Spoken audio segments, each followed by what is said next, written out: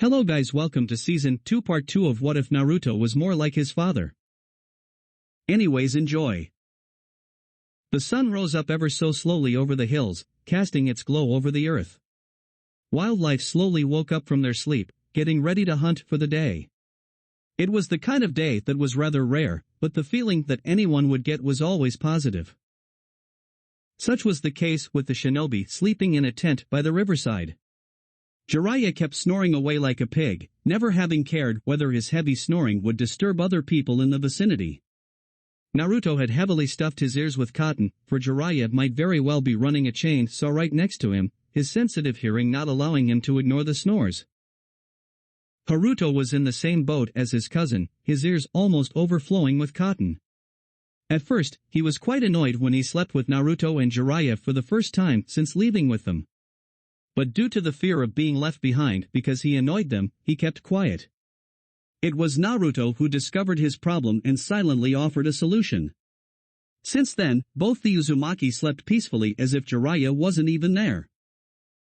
The sun rays hit the wall of the tent, causing it to glow a little. Naruto's eyes crinkled as the light hit his eyes, fluttering open slowly. He released a groan as he pulled the covers over his eyes, wanting to sleep only a little more. He had been experiencing quite a pleasant dream of being back with Temari, in their bed and trying out a new move that he. His eyes snapped open and he shot up like a spring. That's right. Today's the day we go back. I get to see my Temari again. The mere thought itself had him vibrating in excitement. Shooting up from his bed, he exited the tent to go over his morning rituals. Knowing Jiraiya, he would be up shortly. And that man never allowed anyone to sleep once he had woken up. He was stingy like that. In his excitement, it took him a mere 15 minutes to get ready. Just as he was tying up his headband, he saw Jiraiya exiting the tent, Haruto following shortly. He greeted them cheerfully, knowing it would only annoy Jiraiya more. Top of the morning to you, Arosenin. Jiraiya grumbled, eyes still droopy and posture still a bit stiff. Kami, it hurts to even look at him. Where does he get all that energy? While Jiraiya was still a bit graceful in his walk, Haruto was more or less wobbling, still rubbing the sleep out of his eyes. Geez Naruto, how can you be so cheerful so early? Naruto adjusted his arm bands a little. We get to go home today. How can you not be excited? Haruto gave a small, sleepy smile. He was excited in his own way, because he would finally have a proper home for the first time in his life, close to his family. He started walking towards one side of the riverbank when Naruto called out to him. Jiraiya's on that side. Without a word, he turned and walked the other way. Just as he passed Naruto, the blonde heard some muttering. Definitely don't want to see that.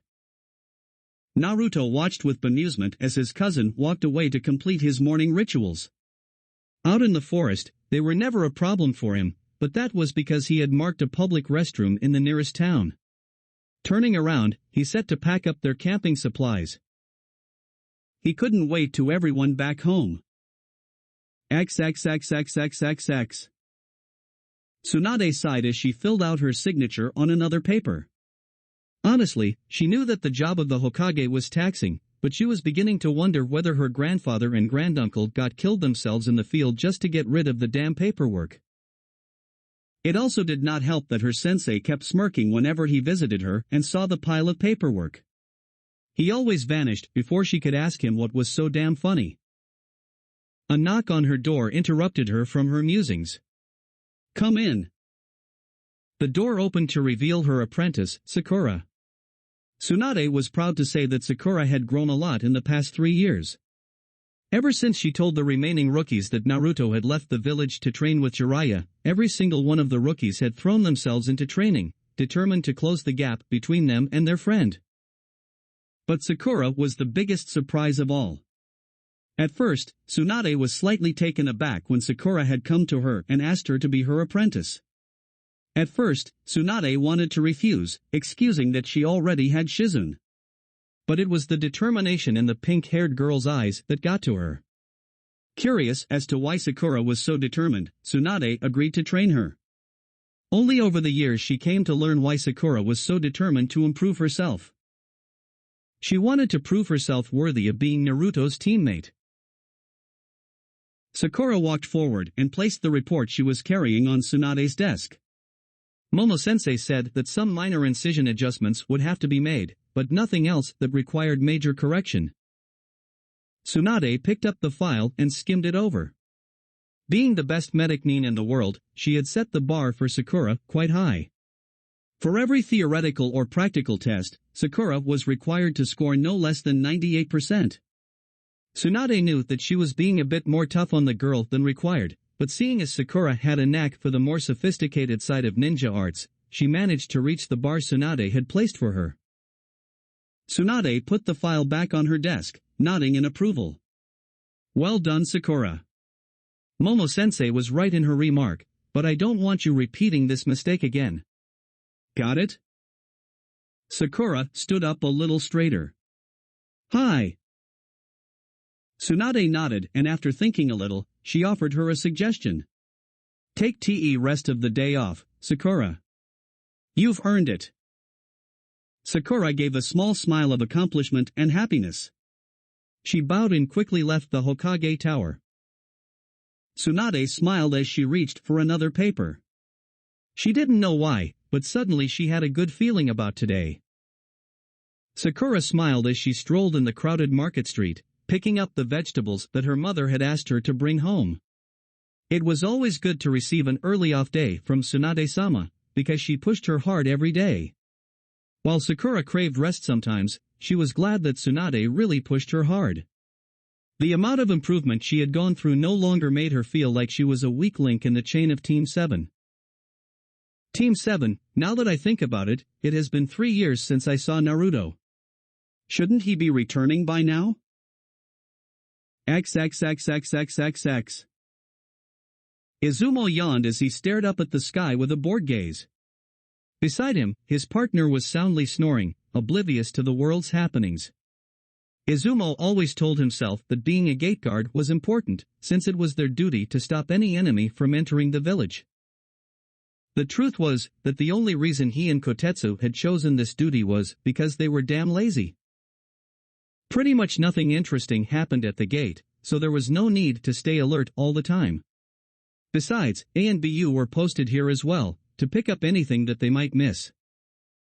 He caught some movement out of the corner of his eye, both eyes automatically drifting towards it. And then both the eyes grew as large as saucers, his right arm moving to shake his partner awake. His eyes never left the sight before him. Oi, Kotetsu! Wake up! Kotetsu immediately woke up, head darting from side to scan for any threat, as was his reflex. Not finding anything, he turned an annoyed gaze to his friend. What is it, Izumo? Izumo said nothing, only pointing a finger in front of him. Kotetsu followed his gaze, and his face adopted a similar expression to that of Izumo's. Seeing Jiraiya-sama was not a new sight for any of them, but the blonde and the redhead were. They didn't know who the redhead was, but there was no mistaking on who the blonde was. As if sensing their gazes, the blonde turned to face them and grinned. Izumo, Kotetsu. Hey, what's up guys? It was Izumo who caught his tongue first, grinning back and standing up to greet the Uzumaki. Naruto. Man, it's been a long time since I saw you. You've gotten big. The two of them shared a hand hug. Growth spurt kicked in, thankfully. How've you been? Izumo shrugged. Oh, you know how it is with us. Nothing interesting. The fact that you chose this dull life makes it easier to pity you, Naruto fired back. Kotetsu finally recovered to reply. Better than doing something all the time. Izumo then turned his gaze towards the Sannin and bowed. Jiraiya-sama. Jiraiya smirked and nodded back, but said nothing. Finally, Izumo turned to face the redhead, who was eyeing them with a bit of nervousness in his eyes. So who's your friend here, Naruto? Before Naruto could speak anything, Haruto stepped forward, extending a hand with a small smile. Uzumaki Haruto, pleasure to meet you. That caused a short circuit in the Chunin's brain. You Uzumaki, you say? The redhead nodded with a smile. Izumo looked at Naruto, who was conversing with his partner. The confusion in his eyes was barely hiding the shock. Is he related to you, Naruto? Naruto turned towards Izumo and nodded. Distant cousin. Found him in during my second year of training. Izumo tried to get at least some of his bearing, if not all. Then it's safe to assume that he's permanently going to live in Konoha, right? Naruto frowned a little in thought, then answered. Yeah, he'll be a permanent resident of Konoha from now on. Izumo took out a paper from the drawer beneath his desk. Well, good for you. You need to fill out this form though. The Hokage will have to sign this for you. Haruto shook his head. No problem. Quickly filling out the necessary details, they bid their byes to the gatekeepers and slowly made their way into the village. Haruto looked around in wonder. Kami, look at this place. The people here look so happy, and the forests, it feels like the trees themselves are breathing. Naruto laughed as he put a hand around his cousin's shoulders. Well, scientifically speaking, trees do breathe. In a softer tone, he continued with a secretive twinkle in his eye, but the trees of Konoha are special, unlike any other in the nations. How so? Naruto smiled. Because they were grown by the Shodai Hokage, Senju Hashirama himself, through his Mokuton. They carry the very essence of his chakra, which was said to be so powerful that its density has yet to be rivaled by anyone else. Haruto looked amazed by this information. The Shodai Hokage could grow trees with his chakra? I've never heard of anyone who could do that. The Shodai was special that way. Mokuton was exceptional to him, and nobody can replicate it. You would think that only those of Senju blood would be able to use it, but no. It was then the Hokage mountain caught his eye.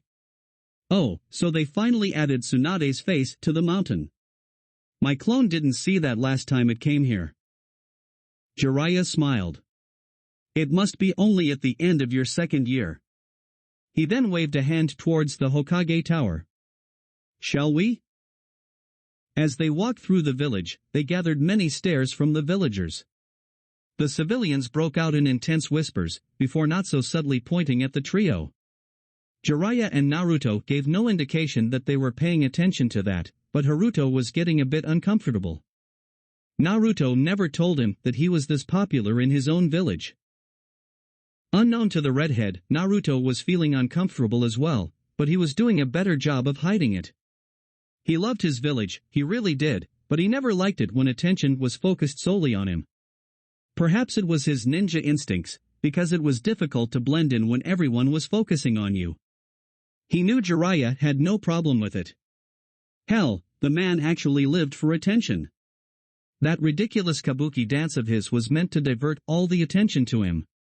The man was the writer of the most famous porn series in the entire nations, which was why men like Kakashi almost worshipping him made sense. The shinobi, on the other hand, were giving him nods of respect, which he returned with a smile. No doubt they knew of his bingo book entry. Some were even rubbing their eyes like some civilians to make sure that whatever they were seeing was true. Naruto bit back a snicker upon seeing an old man collapse into his chair, clutching his chest. He leaned over to whisper to Jiraiya, "It's almost as if they can't believe it really is me." Jiraiya snorted. "Yeah, more like they might be seeing someone else instead of you." This time it was Haruto who snorted. Naruto gave his cousin a dirty look before sighing. "Let's hurry up. I want to see Tsunade and get his papers finalized dash." Naruto? A feminine voice, but not the one he wanted to hear, but he knew it by heart, made him turn around. His lips automatically widened into a smile when he saw the pink hair and green eyes. Her hair was still cut short, by her shoulders. She wore a sleeveless version of the red top that she used to wear 3 years ago. Beneath that she wore black biker shorts underneath a gray apron skirt with knee-high shinobi sandals and elbow protectors. Physical appearance aside, Naruto could instantly tell that his friend hadn't wasted the last 3 years. It was just her body language that told him.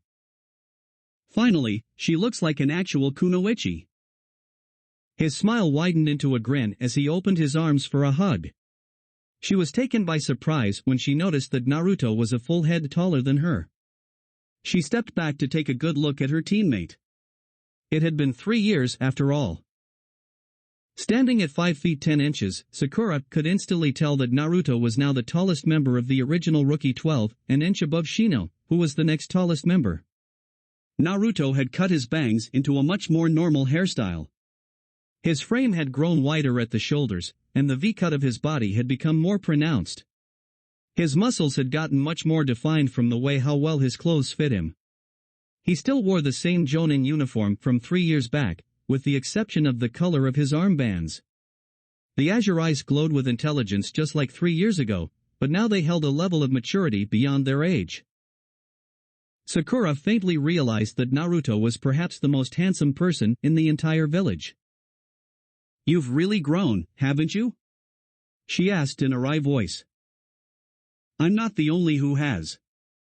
I can tell you've been working hard for the past 3 years, Sakura," Naruto complimented back. It was only then Sakura noticed the redhead beside him, watching her interaction with Naruto with a small smile. She blushed faintly, partly because of not noticing him earlier and partly because of how handsome he was. He was a redhead, a shade of red that she thought was quite exotic, for she had never seen it before. He had an angular face with purple eyes, 2 spiky tails hanging in front of his shoulders.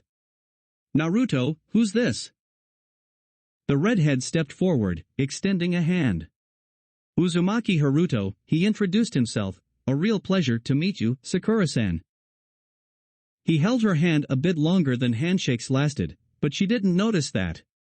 She was gazing at his purple eyes so intensely that she almost missed his introduction. With a snap, she came back to her senses. "W8, Uzumaki? I'm a distant cousin of Naruto from Uzushiobakure no Sato, home of the Uzumaki clan," he elaborated. Sakura slowly shook her head, having a hard time believing what she was seeing and hearing. Then again, this was Naruto. All kinds of weird things happened to him. She commented in a dry tone, "Only you, Naruto." Naruto understood what she was saying, and grinned. "Yeah, only me." She spotted Jiraiya of the Sannin and watched with a light scowl as he tried to flirt with some women. Tsunade-sama had told her what he was like, and she could only hope Naruto hadn't picked up his bad habits. Quickly forming a bright smile, she asked in a cheerful voice. "So, are you going to the Hokage Tower?" Naruto nodded in affirmative. "Yeah, need to report our return and get his village citizenship finalized. Haruto's going to stay in Konoha from now on." He saw the cloth bag in her hand. "Buying vegetables?" Sakura lifted the bag. "Yeah, Tsunade-sama just gave me the day off, so I'm just doing some buying for the home." Naruto nodded with a smile. "Well, enjoy your day off." Haruto waved at her. "I'll see you later, Sakura-san." With that, they left, with Naruto dragging an indignant Jiraiya by the collar.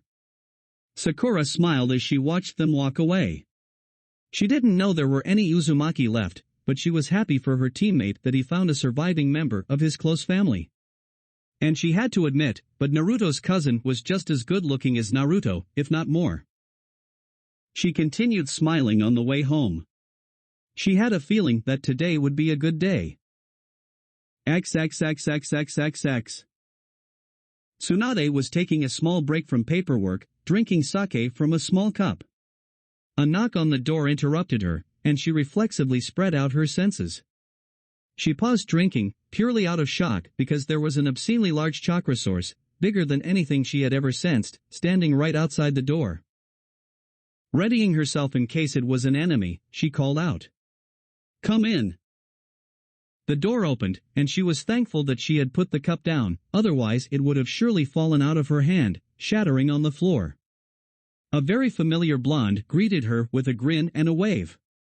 "Yo Hokage-sama. What's up?" Tsunade found herself grinning back as she got up and walked around her table to pull the Uzumaki into a hug, not even minding the way he addressed her. In the back of her mind she realized that Naruto was much taller than her now. "Oh, it's so good to see you, Naruto." Naruto struggled to keep from wincing, because damn, Tsunade was strong as hell, in spite of his enhanced durability. He hugged her back nonetheless. "It's good to see you too. And I'm back for real this time." Tsunade pulled back from the hug, smiling warmly. "I know. You and Minato could pass for twins at this stage." Naruto chuckled as he ran a hand through his locks. "I'm pretty sure I look better than him." They both chuckled at that, and then she noticed the redhead standing behind Naruto. "You must be Haruto then." Haruto bowed. "Uzumaki Haruto, Hokage-sama." Tsunade nodded, speaking with slight nostalgia in her voice. "The only Uzumaki I ever knew were Naruto's mother and my Basama. It has been a while since I saw a red-headed one, and I wasn't aware that there were any survivors from Uzushigakure." Haruto nodded with pursed lips. "Naruto told me what happened to my village. While I'm sad that it happened, it's no use pondering over spilt milk." Tsunade nodded. "Right you are.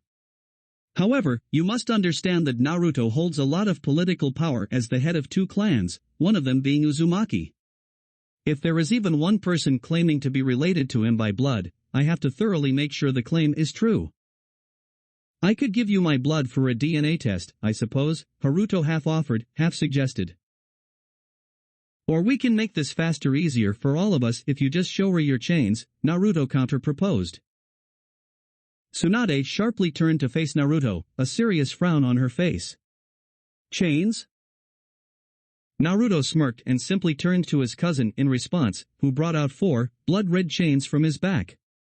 Tsunade watched in awe as they floated around him, the sharp, arrow-like tips looking ready to pierce someone on Haruto's command.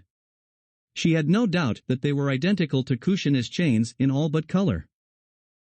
"You inherited the special chakra," she faintly murmured, still staring at the chains in utter fascination.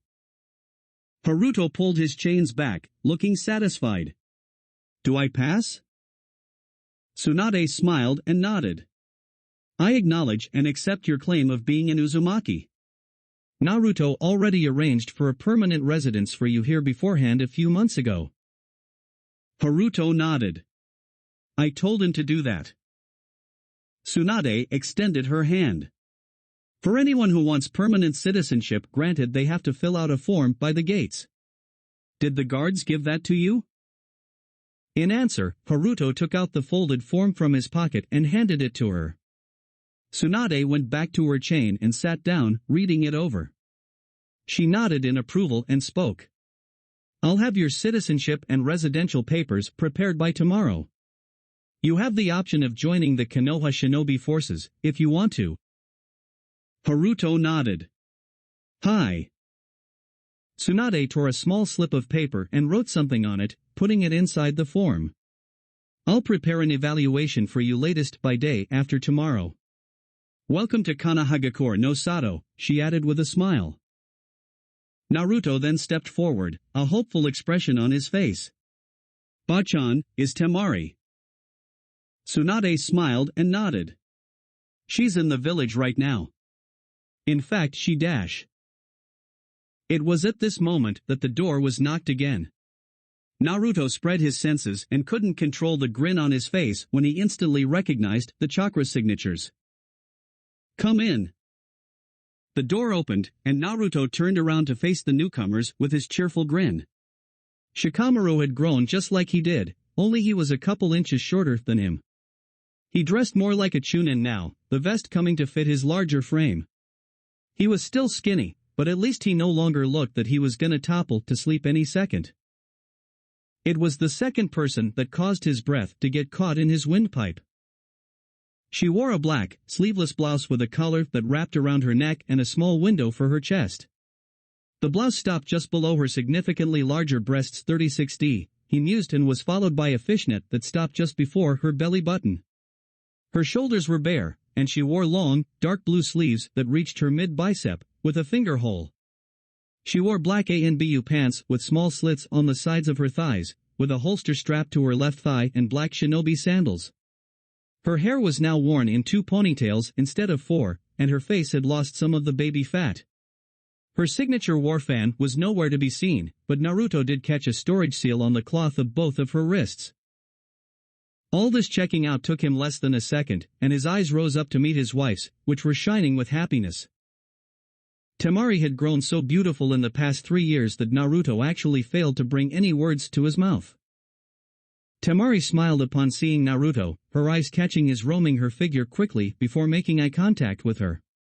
She was internally busting with joy, wanting nothing more to grab his collar and pull him into a steaming kiss. But there were people present, and she had much more dignity than that. She wanted to laugh when she saw her husband's mouth move, but no words coming out. She was very much pleased with his reaction, finding it rather out of nature for him to not have any words. Instead of laughing, she walked up to him and gave him a warm hug, whispering right into his ear. "Welcome back, Naruto." That snapped Naruto out of his daze, and he immediately wrapped her up in his arms, in a much tighter hug. Her breath left her in a huff, but she smiled wider and hugged him back equally tight. It felt good to be back in his arms again. Naruto then noticed something as he hugged her tight. "No bra?" Her eyes lit up at the whisper in her ears, and she whispered back. "Change of style." They stepped back from the hug, smiles never leaving their faces and eyes never leaving the others. Naruto noticed that she was about the same height as Tsunade. "Ugh, didn't I teach you not to be mushy about this stuff, Naruto?" The whine came from none other than Jiraiya, who was not even looking at them. "You're just jealous that you don't have a partner to be mushy with, Erosenin," Naruto easily returned, finally turning to face him. He finally turned to face his old friend, who was smirking at him. "Finally noticed me, have you?" Naruto smiled and drew him into a bear hug. "It's nice to see you too, Shika. It's even nicer to see that you don't look eternally lethargic anymore. Oh, trust me, I just got very good at hiding that." They drew back, and Naruto turned to face his cousin, who was looking at them a bit awkwardly. "Shika, this is my cousin from the Uzumaki clan, Haruto. Haruto, this is one of my childhood friends, Nara Shikamaru." Haruto stepped forward with a smile to shake hands. "Pleasure to meet you, Shikamaru-san." "You too, Haruto-san. I hope we get along." Naruto then put an arm around Temari, and his smile turned warmer as he gave her a one-arm hug. "And this, Haruto, is my wife, Temari." Haruto gave a deep bow. "It is an honor to meet you, Temari-ne-san." "The honor's mine, Haruto." "Now look up, family doesn't act so formal towards each other," Temari smiled, giving her cousin-in-law a quick hug. Haruto straightened up and smiled. Naruto had been right when he told him that his wife quite beautiful. Haruto himself thought that her looks were quite exotic, her sandy blonde hair and teal eyes. Naruto was not exaggerating when he said that you were beautiful, Ne-san. Temari turned to smile at her husband. "Is that right? Well, thank you, Naruto." Tsunade clapped her hands. "Well, now that the introductions are over with, let's get to business." She turned towards Shikamaru. "Do you have the documents?" Shikamaru just put a folder on the table, after which Tsunade dismissed him. Turning towards Naruto, who was conversing with Haruto and Temari, she addressed him. "Naruto, I want you in Training Ground 7 in 3 hours. I want to see how much you have improved." Naruto smirked cockily. "I thought my record speaks for itself." Tsunade turned a bit more serious. "While that is true, and I have seen your bingo book entry, I want to see it with my own eyes. You'll be fighting an opponent of my choosing." Naruto raised an eyebrow at that. He had a pretty good idea who she was going to choose, but spoke up regardless, pointing a thumb at Jiraiya. "I hope it's not him. I just kicked his ass yesterday, after all." Tsunade held back a gasp, and Temari wasn't looking any different either. "Why you beat Jiraiya?" She looked towards her former teammate for confirmation. Upon his proud expression and nod, she fell back in her seat. To think he's become capable of defeating Jiraiya. I thought IWA just put his entry as SS rank because of Hiration, but it seems that it might be true after all. Well, in any case, I want you to fight this evening. I want to see just what Jiraiya trained you in, she announced after some thought. Naruto shrugged, fine by me. Good. Dismissed. Naruto then walked out with Temari and Haruto, happily conversing about how strong she had gotten. Once the door was closed, Tsunade turned to Jiraiya and asked. Did he really beat you? Jiraiya snorted. Beat me? He destroyed me is more like it. Even Sage Mode didn't work against him. This time Tsunade really did gasp. You used Sage Mode against him? And lost? On his nod, Tsunade let out a slow breath. Kakashi doesn't stand a chance, does he? Jiraiya smirked and shook his head. Tsunade leaned forward and put her chin on her hands. Tell me everything. XXXXXXX. Wow, I thought wind users were pretty rare in Hai no Kuni, Haruto commented after hearing how Temari fights. They still are. I can count on one hand the number of wind users in Konoha and still have fingers left, Temari replied, holding hands with Naruto and walking towards their home. So what did you train in these 3 years, Temari? Temari smiled. I actually finished my training in 2 years. And I trained in Tessenjutsu. But didn't you already use a large war fan, Nei-san? She must mean folding fans, Naruto said after a second of deliberation. Maybe you can fight me as a warm-up for your evening fight? Temari suggested. We'll see. We have a lot of catching up to do, Naruto suggested coyly. Well, we'll have to be more careful now that we have your brother living with us, she lightly admonished him as they arrived at their house. Naruto gave her a confused look. Tsunade didn't tell you? Temari narrowed her eyes. Tell me what? Haruto decided to speak for his cousin. Well, I'm actually going to live separate from you, in a different home. Naruto didn't flinch when Temari directed her gaze towards him, silently asking why. Haruto continued, this was actually my suggestion, Nei-san. I didn't want to intrude upon your hospitality dash. It's no big deal. We can work something out dash. And your privacy as a couple, Haruto finished with a knowing look. I see, Temari slowly said, crossing her arms under her bust.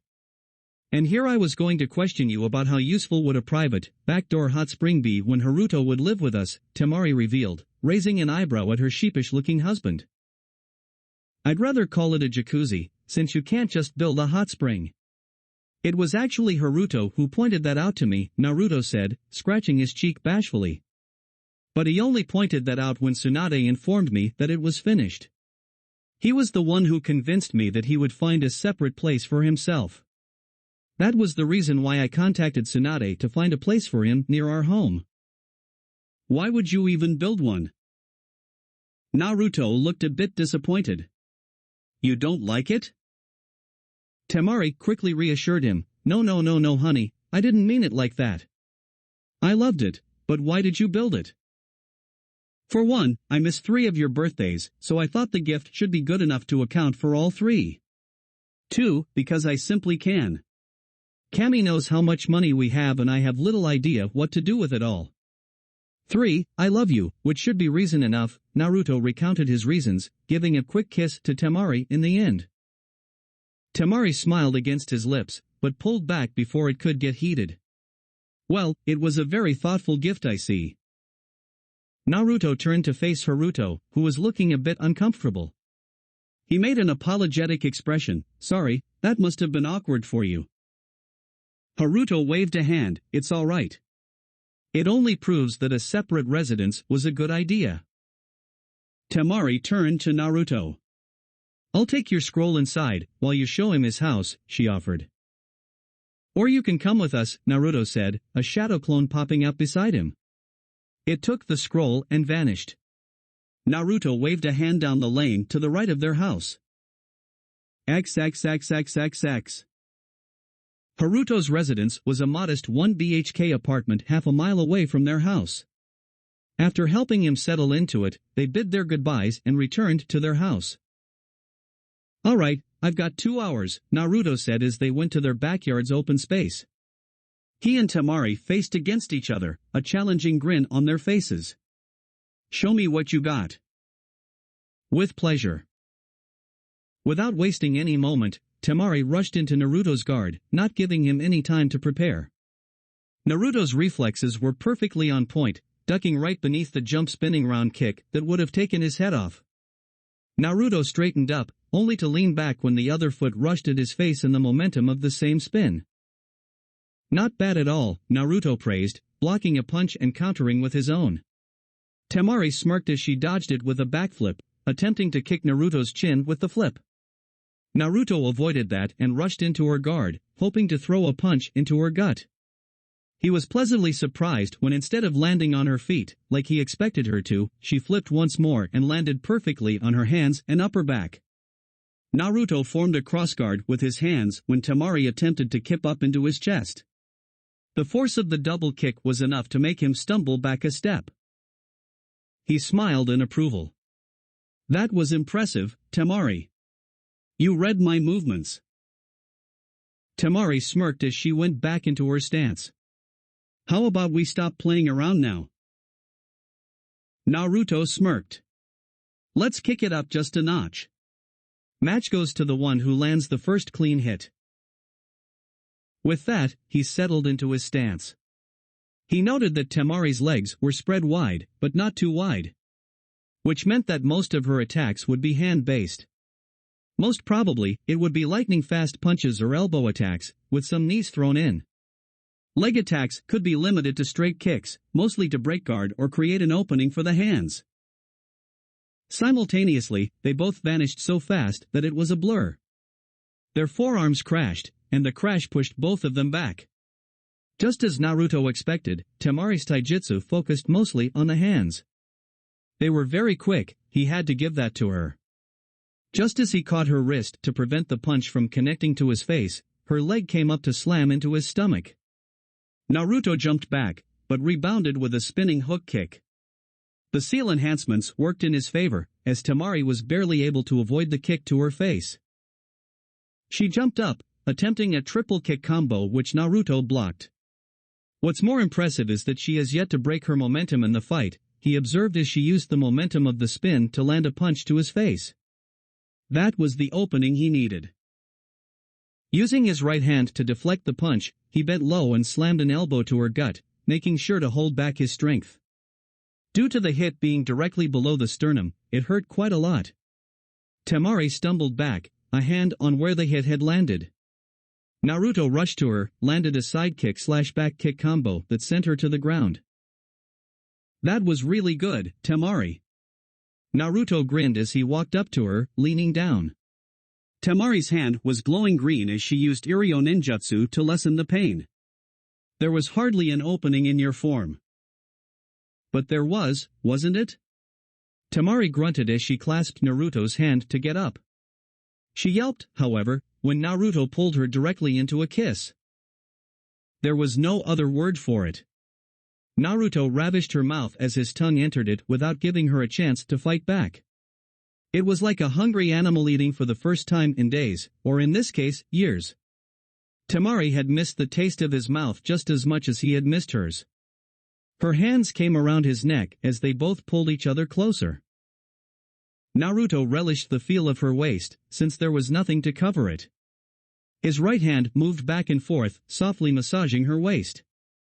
His thumb pressed against her taut stomach, feeling her abs. He smiled against her mouth as he disengaged the kiss, leaning his forehead against hers. He started landing small, quick kisses against her, talking between them.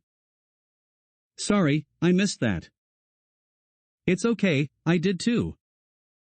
The kisses did not stop until 5 minutes later, and even that happened reluctantly. They both stepped back, smirks on their faces. "We will continue this tonight," Naruto stated, as if it were final. Temari smirked. I look forward to it. I always knew you couldn't resist me. Same goes for you too, dear. In a flash, she brushed her hand on the storage seal on her right wrist. In a small burst of smoke, 2 blades appeared in her hands. Only upon a closer look, Naruto realized what they were. Grinning, he nodded to her. Nice steel fans. Temari smirked, saying nothing. She folded open the fans, and Naruto had to admit, they were beautiful. A combination of black and teal, they really suited to the color of her eyes. They opened like a lotus, but only half. The shape of the dagger made up the longer blade, while there were small, kunai-like blades in the middle. Very deadly. Is it safe to assume that you use them for both close quarters and futon ninjutsu? Naruto asked her, gesturing to her fans. Your intellect frightens me sometimes. Without another word, Naruto whipped out 2 of his special kunai in his hands, one in reverse grip. They stood across each other, not making a single move, no doubt studying each other.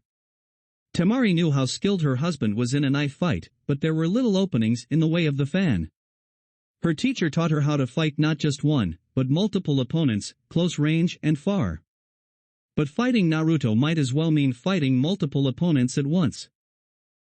Naruto knew that he was venturing into the unknown. If Temari was any good with those, he would have a hard time against her. Due to the large surface area of the fans, most of the attacks would be slices. But thinking back on how quickly those fans had unfolded from their knife forms, she could fold them back into knives just as quickly. Naruto smirked, which was the only warning Temari got.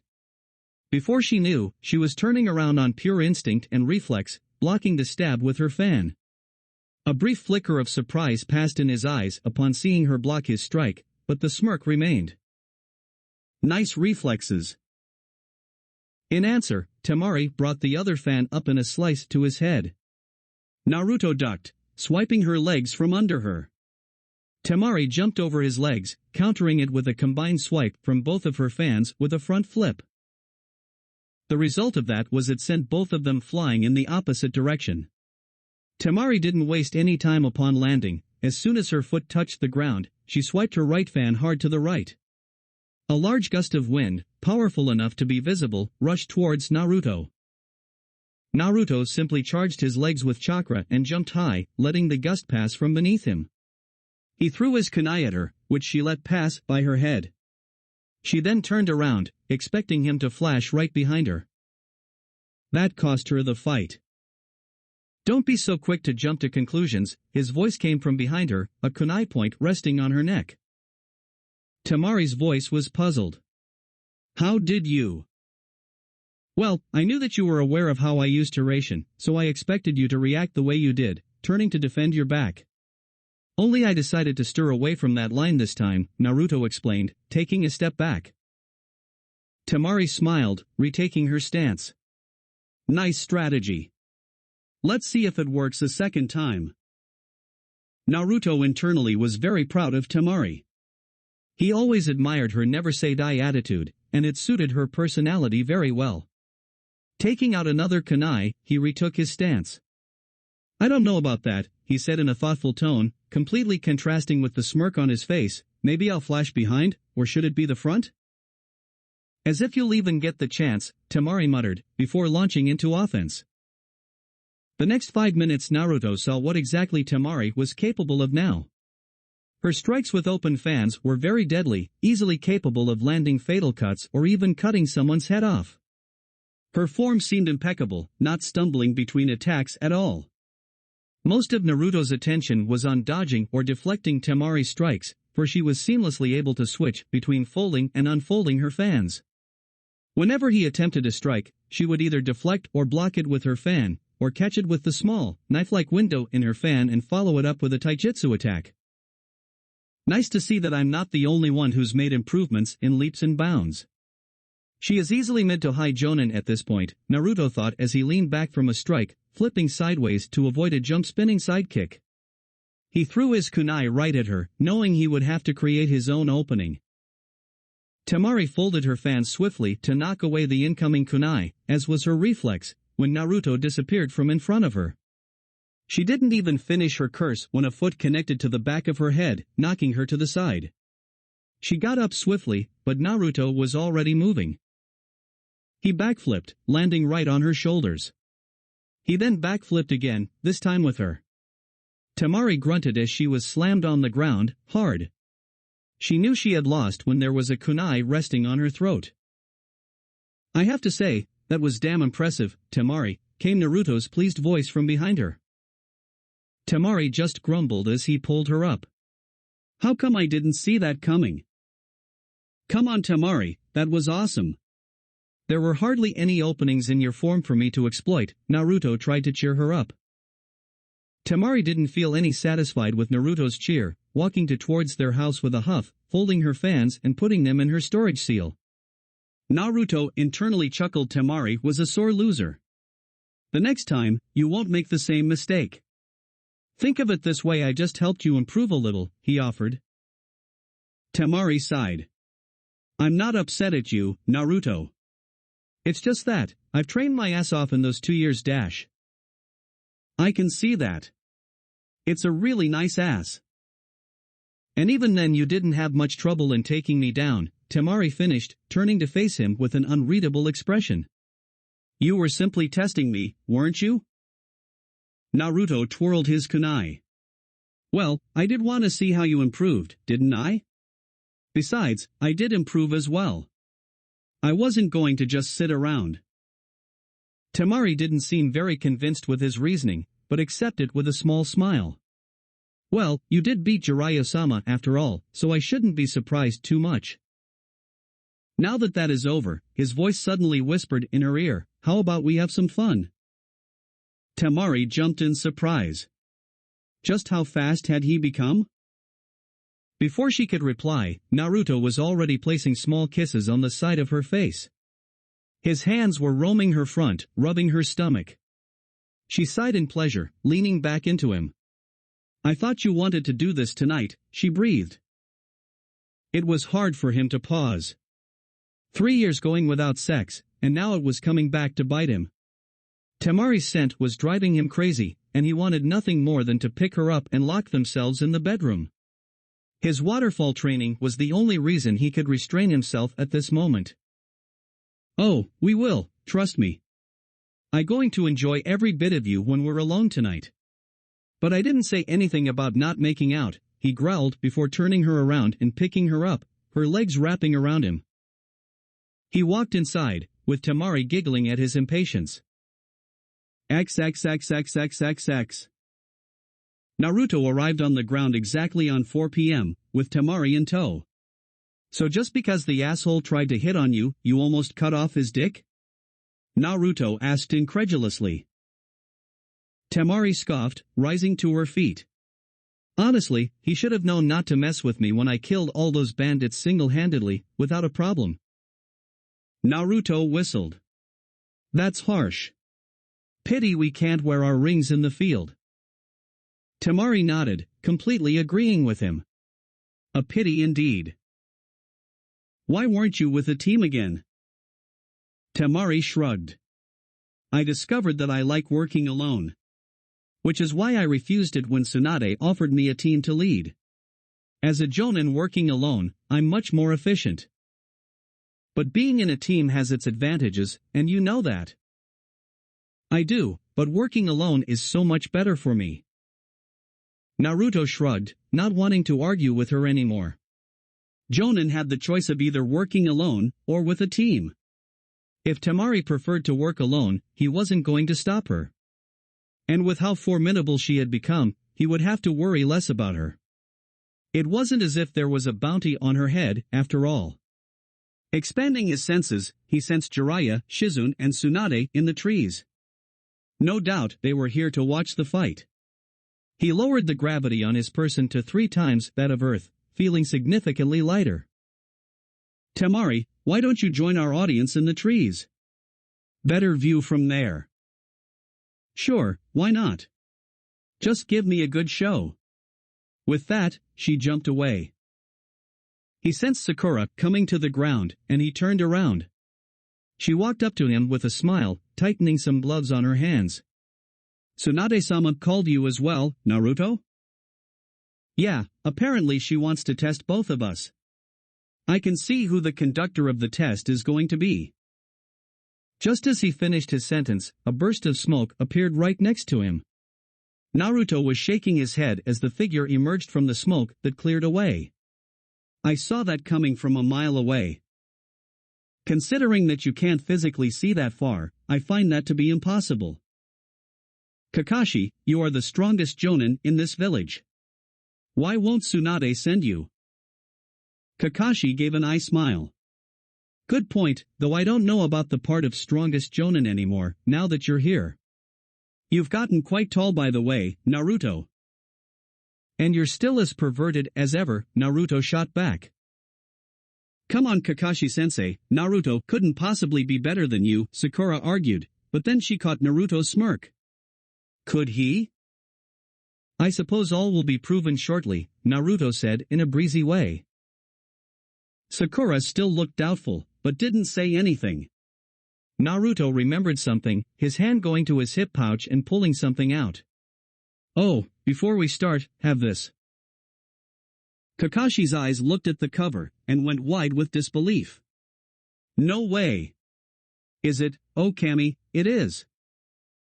Pocketing the other book, Kakashi greedily opened the newest edition of Ika Ika. The first one in 3 years. Oh, the smell of a new book.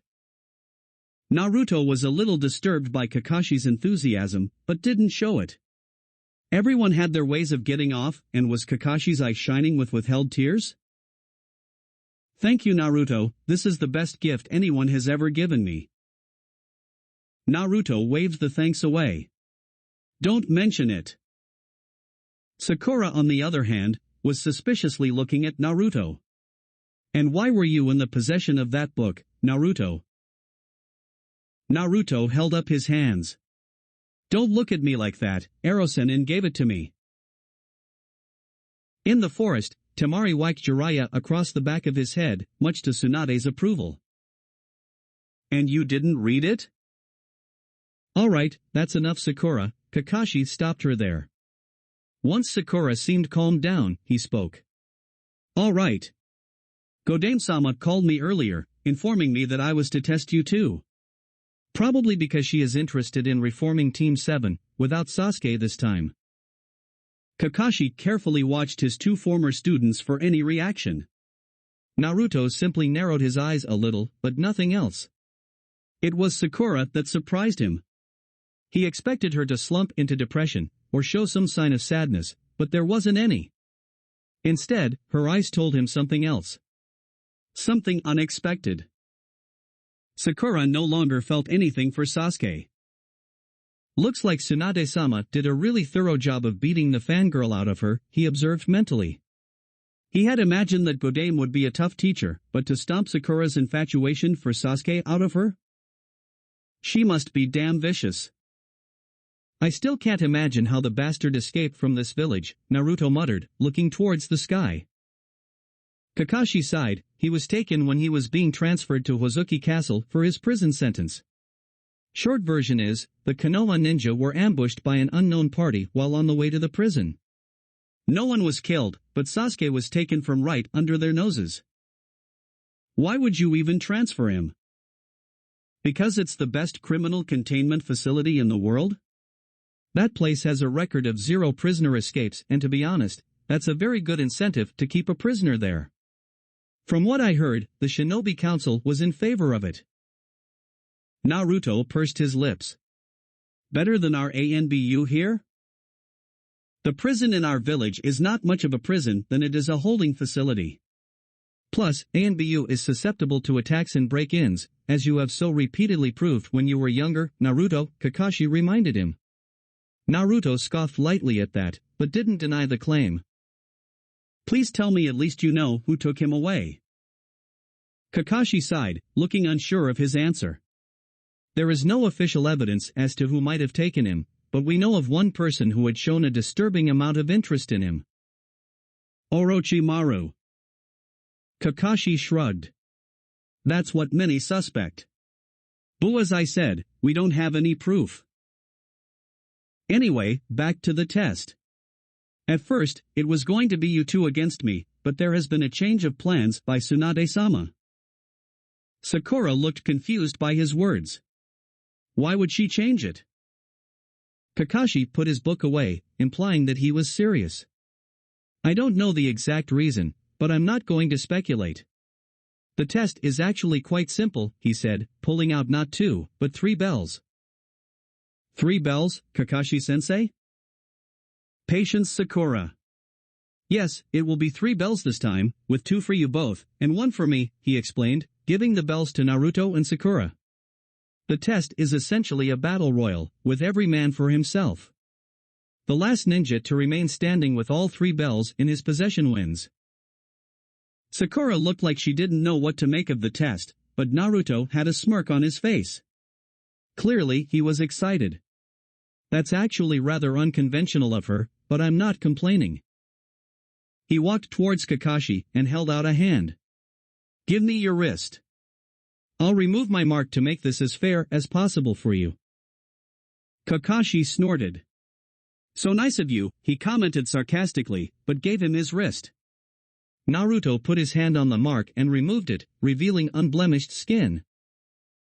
He then turned around and walked away, putting a bit of distance between them, around 40 meters.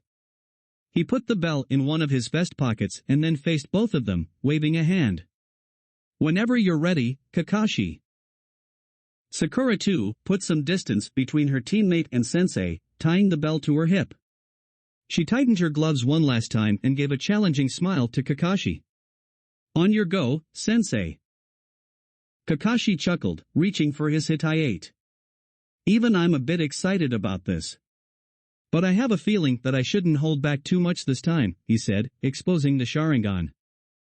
That I won't save you this time, Kakashi, Naruto thought as he put his hands in his pockets. It was then that the atmosphere in the field changed. Kakashi and Sakura simultaneously tensed, eyes darting towards Naruto, who was intensely staring at the two. His posture was still relaxed, but something about him had clearly changed, something that screamed dangerous. A bead of sweat rolled down Sakura's cheek. Her fists tightened as she gazed at Naruto's relaxed form. What is this feeling? Why does Naruto seem so dangerous all of a sudden? Whenever he looks at me, I feel like he could crush me in an instant. Why? Just how much have you improved, Naruto? Kakashi was much more practical in his analysis, despite being tense. To intimidate by using one's aura is an extremely difficult skill. I'm not surprised Naruto managed to learn it from Jiraiya-sama. A very effective psychological attack if one has a reputation deadly enough. Kakashi had been informed by Tsunade that Naruto had beaten Jiraiya at his best. Kakashi knew then and there that Naruto was way out of his league. If there was a shinobi that could beat the strongest of the Sannin, he was among the most dangerous in the world. I think we all know that this fight isn't in each person for himself anymore, is it? Naruto questioned in a nonchalant tone. It went unsaid, but Naruto was right. Naruto's sudden change of presence put all of them on edge, even the audience. Even though it was a test, it felt more like a battle for survival. Humans were afraid of those who were stronger than them. Kakashi and Sakura instinctively knew that in order for either of them to win this fight, they would have to knock off the strongest piece off the board. They both knew from their gut instinct that they couldn't beat Naruto on his own. It was pure instinct that their bodies angled slightly more towards Naruto than each other. They both flinched, Sakura more heavily than Kakashi, when Naruto suddenly erupted in smoke. They were instantly looking around, trying to find Naruto, but their eyes returned to the smoke that was rapidly clearing. When it cleared, they were looking at two Narutos. Damn it, now there's no way to tell which one's the real one, Sakura cursed mentally. She still wasn't going to make the first move. She just couldn't. She knew Naruto would only have gotten faster in the past 3 years. She couldn't match his reflexes then, she couldn't do it now. It was as simple as that. In her observation of Naruto, she forgot about Kakashi. Kakashi was keeping a close eye on both of his pupils. With Naruto having cloned himself in dense smoke, he was unable to tell which one was the real one. He knew if he attacked Naruto, he would no doubt be countered. He had no idea what Naruto was capable of now, and he was unwilling to risk himself in order to find out. Out of the corner of his eye, he saw Sakura turn a bit more towards Naruto, her expression becoming a bit conflicted. Even if we were about to team up against Naruto, this is still a battle royal. With that in mind, he changed targets. Kakashi was trained by the fastest man of all time, Namake's Minato. So it stood to reason that he was no slack in terms of speed. In ANBU, he was among the fastest, his only competition being Shisui and Itachi. Even now, there were few who could match his speed. With that in mind, he moved. Naruto was carefully watching his opponents. Sakura was concentrating purely on him, but Kakashi was still keeping her in his view. He knew that neither of them were foolish enough to attack him straight on, but only Kakashi was smart enough to account for Sakura along with him as well. If he couldn't attack Naruto, he would focus on the next one. To be honest, it really wasn't Sakura's fault to focus her entire attention on him. If he had one of the Hokage for an opponent, he would do the same. He had his own agenda, and that was to see how strong Kakashi really was. He was his father's best student, so he would no doubt be quite good. Seeing how far Sakura had come was just a bonus. His danger sense had been activated as soon as they entered the standoff. His perception was heightened, allowing him to see things in relative slow motion. He moved in the next instant that Kakashi did, and he had chosen his target. Kakashi had moved in Sakura's direction, hoping to catch her off guard and chop her neck, putting her out of the fight. His Sharingan allowed him to see her reaction, but unfortunately for her, she was still slower than him. His eye widened, however, when Naruto suddenly appeared in front of him, wrapping his arm around her stomach. It was his flash step, and he was still faster than Kakashi. Kakashi's chop hit nothing but air as Naruto vanished again in his flash step. Inside, he marveled at how fast Naruto had become. The speed at which he had rushed Sakura was close to his top speed, and Naruto had just casually outsped him. He landed on his feet and instantly turned towards where Naruto was still standing. It could be possible that this one is the real one, seeing as he probably wouldn't send a shadow clone against an opponent that could easily punch it out of existence. But it's purely speculation at this point, he theorized. I'm surprised that you saved her.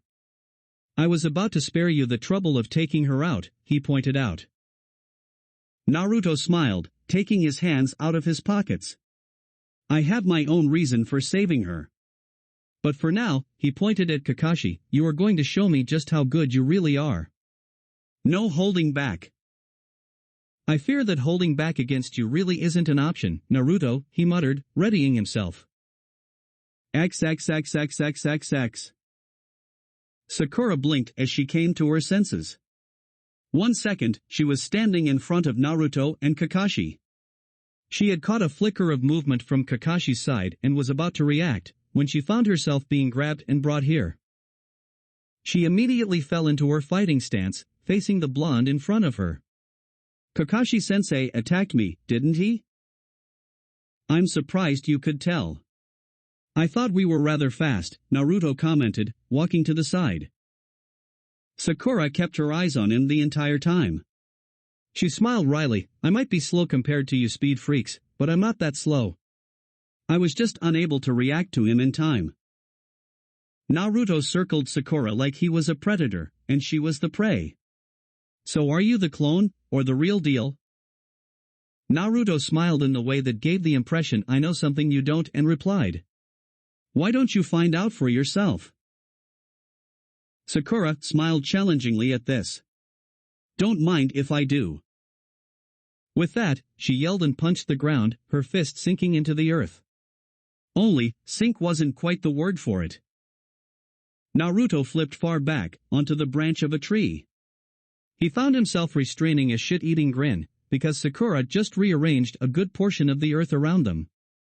Large chunks of rocks flew up into the air, with a gigantic crack and boom. Even a few trees were completely uprooted from their place. So Tsunade taught you the secret to her super strength. Consider me impressed, he complimented, clapping in praise. Sakura grinned. This was the first time she felt that she was worthy of Naruto's compliment. I've got a lot more. Naruto grinned. Show me then. He appeared behind her in a flash step, kicking her away. Sakura rolled midair so that her feet met the bark of a tree instead of her front. She pushed herself off back towards him, a punch ready. Naruto simply moved out of the way, allowing her to roll on the ground and then come back to him. After that, they engaged in taijutsu, with Naruto simply dodging all the punches she threw at him. His expression went from smiling to disappointed fast, once he saw that she was just punching him. That strength of yours is useless if you don't have the speed to back it up, he chided her, dodging her hits as if he had all the time in the world. Sakura grit her teeth as she increased her efforts. He was mocking her. Don't let your temper get the best of you, Naruto said as he saw her frustration increasing. To prove his point, he deflected one of her strikes and landed an elbow right in her gut. All breath left her in just a second as she folded in on herself, hand going to clutch her stomach. Naruto followed his elbow up with a jump, a knee to her chin. Her head snapped back as she stumbled back, ultimately falling to the ground. Sakura groaned in pain as Naruto stood above her, looking at her with a frown. Don't tell me that's all you have. Tsunade taught you how to dish it out, but not take it? Sakura grit her teeth as she fought through the pain. Naruto's hits were a lot harder than she expected. He reacted so fast that she didn't have any time to brace herself. She eventually pushed herself onto her feet, still clutching her stomach. Her jaw was still rattled from the knee to her chin. I'm not done yet, she managed to get out. Not far away from their spot, Tsunade watched with a frown as she saw how easily Naruto put Sakura down. If Naruto were an enemy, he could have ended the fight right when Sakura fell down. Instead, he allowed her to pick herself up, just so he could see what else she had to offer. Nice job teaching Sakura your super strength, Tsunade. Tsunade smiled a little at the compliment. Thanks, but it's clear that she isn't ready for an opponent of Naruto's caliber, isn't it? Jiraiya put a hand on her shoulder. Naruto is in a different league than her, Tsunade. To compare her to him would be unfair to her.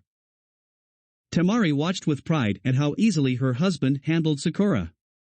For the past year, a lot of talk was going on about how Sakura was the strongest chunin.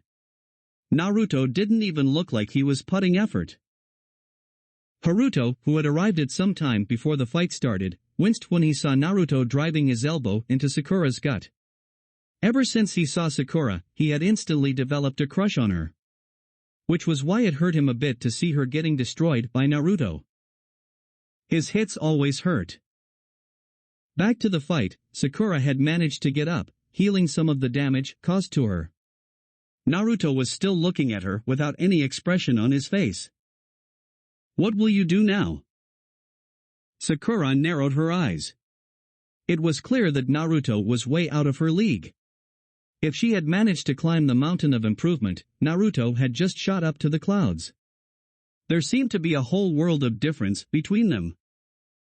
Naruto spoke again, walking around her once more. Well, you proved your physical strength, Sakura. But what about your mental strength?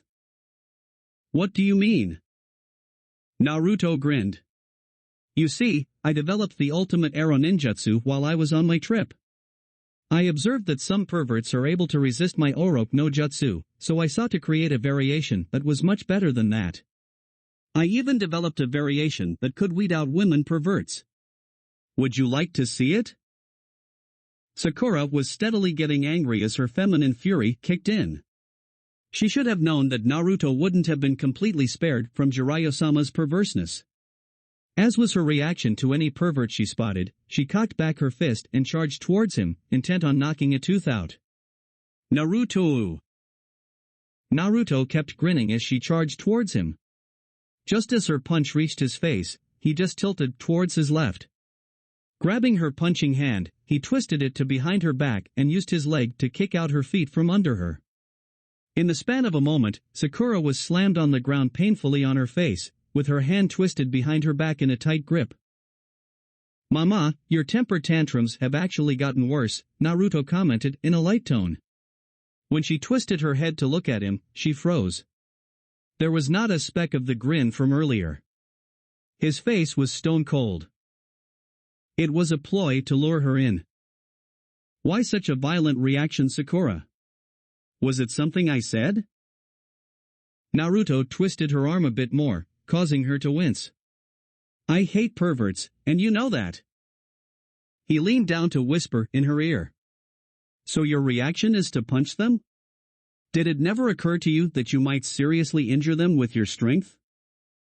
Sakura's eyes went wide at that. "I would never do that?" "Don't kid yourself. 3 years of rigorous training have brought you to the point where you don't need to concentrate on augmenting your punches anymore." "You do it unconsciously," Naruto shot back. Sakura was starting to panic a little. "What's your point, Naruto?" "My point is, you need to start acting like a shinobi. You are a damn shunin, yet you throw childish temper tantrums and punch someone because you don't like something about them," Naruto snarled. Sakura snarled back at this, attempting to get out of Naruto's hold. "So I have a temper, big deal." "Everyone does, Naruto." "Not everyone's temper is augmented by super strength punches that can knock someone's head off," he shot back. "You need to learn to control your emotions, instead of your emotions controlling you. There's a time and place for you to vent your anger, and the field is not it." Sakura had no counter for that. Naruto continued in a softer voice, but didn't let up his grip. "Trust me, if you can master your emotions, you will go far. But you will be held back by them if you allow them to dictate your actions." Sakura stopped struggling at that. She never really thought that her problem was this bad. In fact, she never really thought it as a problem before because no one pointed it out to her. The behavior of punching perverts in her righteous anger was only reinforced by Tsunade, Naruto deduced. That woman has no emotional control whatsoever.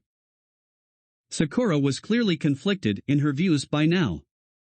"What do you propose I should do?" Naruto smiled slightly. At least she was willing to change her ways. "The next time you see something perverse, politely tell them not to do so in your presence. If they don't listen, leave.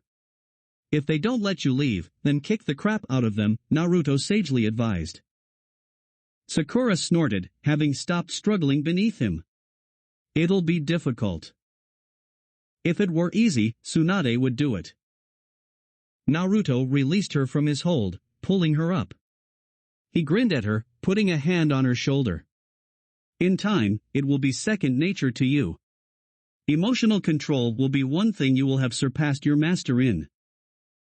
Sakura laughed at that. "When you put it that way, it sort of makes sense." Naruto nodded. "Right? Well, I'll take your leave then. Still, gotta fight Kakashi. Come as soon as you can."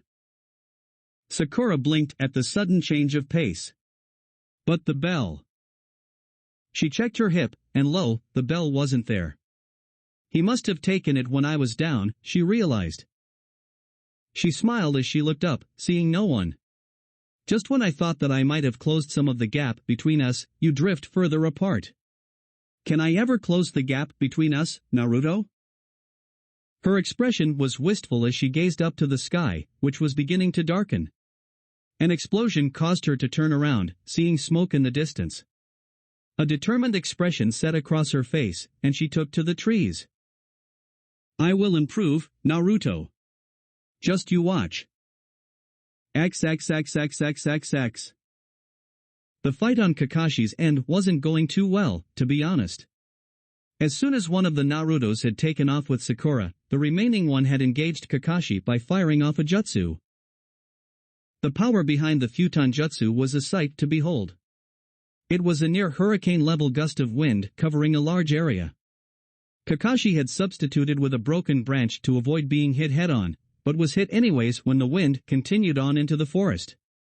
Trees swayed dangerously, threatening to fall, but thankfully held. Kakashi took cover behind a particularly large tree, hid himself as best he could and re-evaluated Naruto's threat level. He had always known that Naruto was never lacking in power, but he didn't even look slightly winded after throwing such a jutsu. Meaning, Kakashi would have to be extremely careful when throwing jutsu. Because Naruto wasn't one to keep throwing large-scale jutsu at his enemy. While he was contemplating on how to approach this fight, Naruto had snuck up on the tree Kakashi was on and planted a customized level 3 explosive tag on it. Kakashi had managed to jump off just in time before the tree blew to smithereens. It was a game of hide and seek after that. Naruto never confronted Kakashi directly, but he let him know that hiding from him was near impossible. The use of indirect attacks was what tipped Kakashi off that he was fighting a shadow clone. Making a shadow clone of his own, he tried to corner Naruto. But even that didn't work out. Naruto would either flash step away as soon as he felt something suspicious, or simply flash to a spot that he had previously marked. Kakashi had dispelled his shadow clone, deciding to just avoid the clone and wait for the original. If the clone was such a hassle, the original was bound to be more, and Kakashi wasn't going to waste his stamina on just a clone.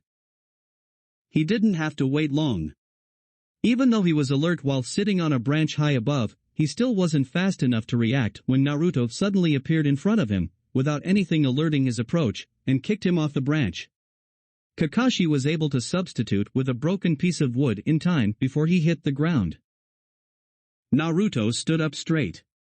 "Alright, I'm finished with Sakura. It's your turn now, Kakashi." Kakashi walked out from behind a tree, and I smile on his face. "My Naruto, that was a very good surprise attack. How did you do it?" Naruto jumped down to the ground. "Now why would I tell you that?" Kakashi shrugged. "I'm just curious. My senses didn't pick up your chakra, there was no smell from any direction, no sound, no mark on me, and I avoided the places where your clone had been in case he had marked them." Naruto smirked. "What gave it away?" "Well, he never directly attacked me." Naruto nodded. His clone had told him what he had been doing. Figured. As for how I did it, his smirk widened. "We all have our secrets, Kakashi." Instead of looking disappointed, there was actually a proud glint in Kakashi's eye. "Good, never give away your secrets. You never know if they might be used against you in the future." Naruto fell into his stance. "Still giving me lessons, Kakashi?" Kakashi fell into his own stance. A teacher is a teacher, no matter how good the student gets. Naruto scoffed. "Now you're just spouting old man wisdom." With that, he was in Kakashi's space within a second, his fist being blocked by Kakashi's forearm. Kakashi internally winced at the impact. His blows are too heavy to tank. I'll have to either deflect or dodge. With that, Kakashi began fighting his former student. The Sharingan was good when it came to predicting the opponents, but it could only help so much. Kakashi could see what attack Naruto was going to use, but had a hard time believing that his body was barely reacting in time. He had trained his body for a long time to match the predictability of his Sharingan, so that he would be fast enough to not fall behind the eye. Naruto deflected a jab from Kakashi, then leaned back to avoid the back roundhouse. Kakashi used the momentum of his kick to throw a left punch towards Naruto's ribs. But Naruto saw it coming, and in a lightning-fast reaction, slammed his own left hand's fist to the inside of Kakashi's forearm. Kakashi felt his muscles and nerves rattle on the inside by the sharp jolt of pain, sending him back a step. Naruto took the opportunity to execute one of his favorite kicks, the Filong roundhouse. He spun on his right foot, his left leg lifting and passing right over Kakashi's head. Kakashi avoided Naruto's leg by ducking, but was not in a position to avoid the follow-up. His Sharingan picked it up, but he was unable to react in time. Naruto's right foot slammed into the side of his face, throwing him sideways. Kakashi felt the world spinning rapidly as he landed on the ground none too gently. For the first time in a long time, Kakashi felt that his body was too slow to keep up with his left eye. And judging from Naruto's smirk, he likely knew it as well. Jumping back to put some distance between them, he threw several shuriken at Naruto, who simply flash-stepped to avoid them. Kakashi's Sharingan caught movement to his left and he ducked, Naruto's kunai swipe missing his head. Spinning on his left heel, he launched a sidekick which Naruto blocked with his arms. Instantly, 5 shadow clones popped into existence, surrounding Kakashi. The copy ninja mentally cursed and made to run away, knowing that there was no way he could take on 5 Narutos whose skills were as good as the original. His hand sped through seals faster than the eye could blink. Katan, Gokakyu no Jutsu. The great fireball that erupted from his mouth sped towards the clones, seeming to consume them, but Kakashi knew better. At least 2, if not all, had to have survived.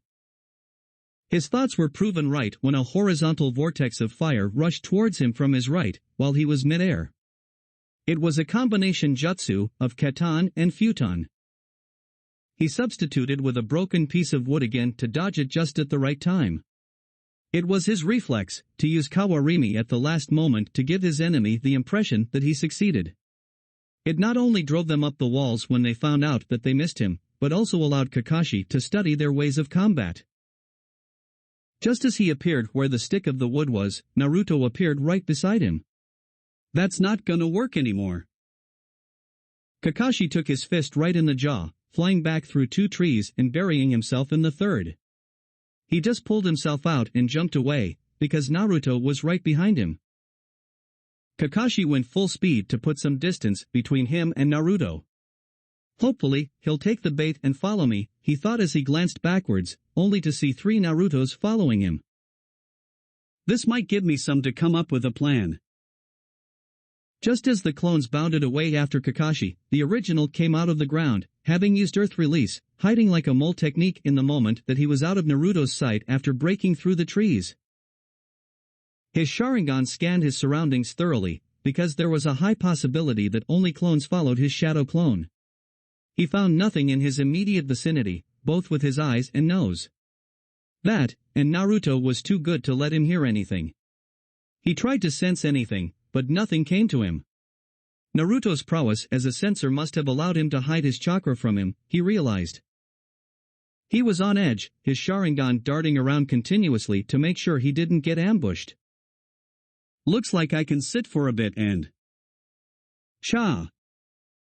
Kakashi knew that cry too well, and he whipped around to see Sakura driving a fist into the ground. He watched in horror as the ground got ripped apart, chunks of earth flying into the air. To avoid being caught into the devastating shockwave, he jumped far back, sporting a look of petrified alarm as he watched his once weak student completely change the landscape. Godame didn't tell me she taught Sakura her super strength. Sakura smirked as she stood up on her feet, smirking at Kakashi. I didn't miss much, did I? Kakashi nervously laughed. Not much, Sakura. Up high in the branch of another tree, Naruto watched as Sakura made her entrance. She's got a potential, one-hit kill in her arsenal. If only she could land it on her enemies, he muttered. His plan was to lay a trap for Kakashi to walk into, but he would have to account for Sakura now. She wouldn't last long against Kakashi. He watched their fight, and had to admit, Sakura did fairly well against the borderline S-rank ninja. However, he summoned her to him through Haration as soon as he saw that Kakashi was about to make his move. He slapped a hand on her mouth as soon as she appeared beside him to prevent her from making any noise. SSSHHH, he urged her. Only when she had calmed down did her remove his hand. You probably shouldn't have attacked him alone, he said. Sakura blushed a little, standing in such close proximity to Naruto, but argued. Well, there's little I could have done by hiding against him. Naruto tilted his head, acknowledging the point. That's true as well. What do you propose we do? Naruto crossed his arms. I've laid a trap in a small clearing, about 100 meters to the east. We're gonna drive him to it. You up for it? Sakura smirked, slamming a fist into her palm. Say no more. XXXXXXX. Tsunade and her entourage were closely watching the fight. Shizune came up to her smiling, both Naruto-kun and Sakura have grown tremendously, haven't they, Tsunade-sama? Tsunade had a small smile on her face as she chose not to reply to Shizune's question. She was too busy watching Naruto fight Kakashi, and she had to say, Jiraiya was right. Naruto was easily pushing Kakashi into corners, letting him out just so he could see Kakashi's full range of skills. Jiraiya, who was sitting on a branch above, smiled with pride. He knew very well that Naruto would win, it was just the question of when. Now that Sakura was with him, it was back to teamwork tactics. 3 years of working alone, he wanted to see whether Naruto was comfortable working in a team again when he could easily do it by himself. Temari was starting to get impatient by now. She knew Naruto would want to play with Kakashi a little, by not this much. All she wanted was for Naruto to finish it so that they could spend some time together back home. Haruto was smiling with enjoyment as he saw his cousin push Kakashi back. From what Nasan had told him, Hatake Kakashi was the Leaf's strongest jonin and a feared name across the entire nations. He was also Naruto's teacher at one point. To see the student push the teacher back a second time was highly entertaining. But his attention soon shifted to Sakura when she arrived with a literal bang. He loved women who had a strong personality, like Hokage-sama, Nasan, and now Sakura. The way she arrived sent shivers up his spine at the mere thought of going against her. Back to the fight, Naruto and Sakura had engaged Kakashi once more. Naruto would send a shadow clone to fight Kakashi, and have Sakura push them in a certain direction with her devastating attacks. Just as Kakashi would land on his feet, a shadow clone would engage him once more. It was only a matter of time Kakashi figured out their ploy. Naruto was certain of that. Interestingly, Kakashi had managed to turn them in the direction of the lake that Naruto had previously avoided earlier. Naruto joined Sakura in the fight as they both came to stand in front of him. Kakashi wasted no time talking as he blazed through seals at a speed that would put his flash step to shame. Suiton, Suryuden no Jutsu. Oh no you don't, Naruto thought as he performed his own seals. The dragon that was rapidly forming in the air behind Kakashi fell apart because Kakashi was suddenly pulled inside the water as a whirlpool appeared right underneath him. He was unable to get his footing in time as the water sucked him inside. Sakura looked at Naruto in shock, not knowing Naruto could form whirlpools. Suiton, Uzumaki. Water style, whirlpool. Sakura raised an unimpressed eyebrow. Seriously? Uzumaki? Naruto shrugged. It seemed fitting. Their attention was drawn to the water that was moving once more. This time, the dragon completely formed and rushed towards them, intent on sweeping them in a tidal wave. Naruto took a deep breath, formed the tiger sign and breathed out. Katan, Ryuka no Jutsu. The fire crashed into the dragon, being hot enough to evaporate it completely. Naruto smirked when he saw the steam rapidly spreading. We have the advantage of a cover now, Sakura. Best make use of it. Behind him, Sakura seemed ready to react to anything. How though? Kakashi silently crept out of the water, taking stock of the steam that was in the area now. He tensed, ready to react to anything, because the Sharingan was defenseless against steams and mists. He countered my dragon with fire so that a steam cover could be created for him and Sakura, knowing that my Sharingan would have difficulty in seeing through this. Nice. But Kakashi had worked hard to correct this weakness of his, sparring with Guy while being blindfolded. Instincts long refined from being in ANBU and in the war warned him of the person approaching him from behind. He turned at the very last second, catching the hand of the attacker by the wrist. Not so easy to sneak up on me, Sakura, he said in a hard voice. He caught her other fist by the wrist too, when she tried to punch him in the face. He was slightly taken aback though, when Sakura flipped and locked her legs around his neck, spinning to slam him onto the ground. It was her who was surprised when it turned out to be a shadow clone. He's starting to annoy me now, she muttered as she got back up. The steam was starting to clear now, so she decided to make her way back to Naruto. On the other side of the steam, Kakashi smiled as he received the clone's memories. It should take a while for her to track me, he mused to himself.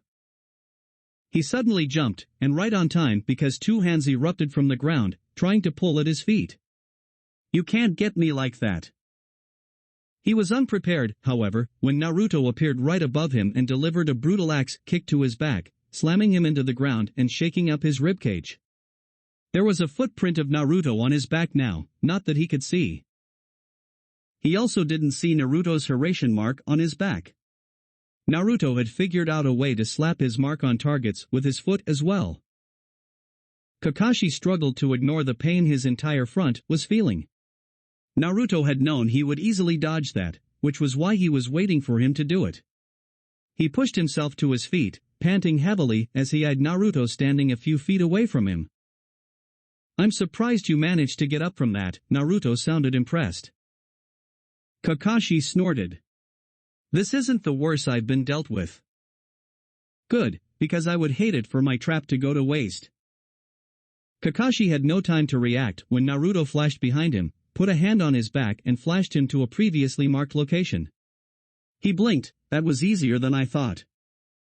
Or maybe you're just that good. Naruto turned around to see Sakura walking up to him with a smile. That was really well planned, Naruto. Naruto returned her smile. Thanks, now how about we see how he's doing? My trap was designed to cripple. He grabbed her shoulder, flashing them to where he had flashed Kakashi. When they appeared on the location of the trap, they found Kakashi on the ground, groaning in pain and clutching his ears, eyes shut tightly. Sakura looked a bit worried. What did you do to him? Naruto bent down, putting his knee on Kakashi's chest and putting his weight onto it. Kakashi released a grunt of pain and started taking short breaths, but Naruto ignored his pain for the moment. He untucked the bell from his hip and put it in his vest pocket, along with others. Mission accomplished. He then stood up. You can heal him now. Sakura immediately bent down and gently pried his arms away, and asked in a soft voice. Kakashi-sensei, can you hear me? When there was no response from the groaning ninja, she put her hands over his ears and activated her healing jutsu. What did you do to him? Naruto took a deep breath and replied. It's a customized stunning seal tag. I designed it to disorient the enemy. It emits a blinding flash and a bang loud enough to cause temporary deafness. Overall effects include flash blindness, temporary deafness and inner ear disturbance, causing loss of balance. Sakura didn't reply as she continued to heal Kakashi. A noise to their right caused them to see Tsunade, Shizune, Temari and Haruto walking up to them. Tsunade came up to them and asked, gesturing to Kakashi. What's wrong with him? When Naruto repeated what he told Sakura, Tsunade's eyebrows touched her hairline. That's interesting. A very efficient way to take down an enemy. Sakura finished healing Kakashi's ears and gently put her fingers on both of his eyes. They watched as he slowly relaxed and opened his eyes, boredom back in them. Ah, I lost, didn't I? Quite badly, if I say so, Jiraiya added bluntly, but with a grin on his face. Kakashi pulled himself to his feet, covering his eye once more. Well, can't say I'm surprised. He turned to Naruto, looking slightly annoyed. That was a bit much, don't you think? Naruto grinned, looking a bit apologetic. Sorry, but it worked, didn't it? Yeah, it did. Very ingenious, those tags. Any chance that the ninjas of the village could have them? Tsunade asked with a bit of hope in her voice.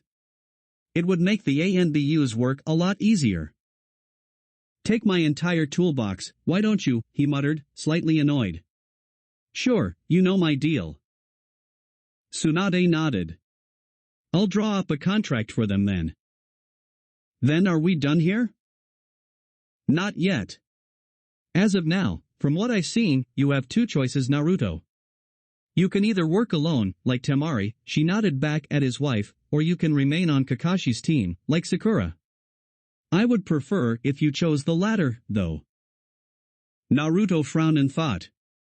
His eyes found Temari's scrutinizing ones, and they held a conversation with just their eyes. What do you think?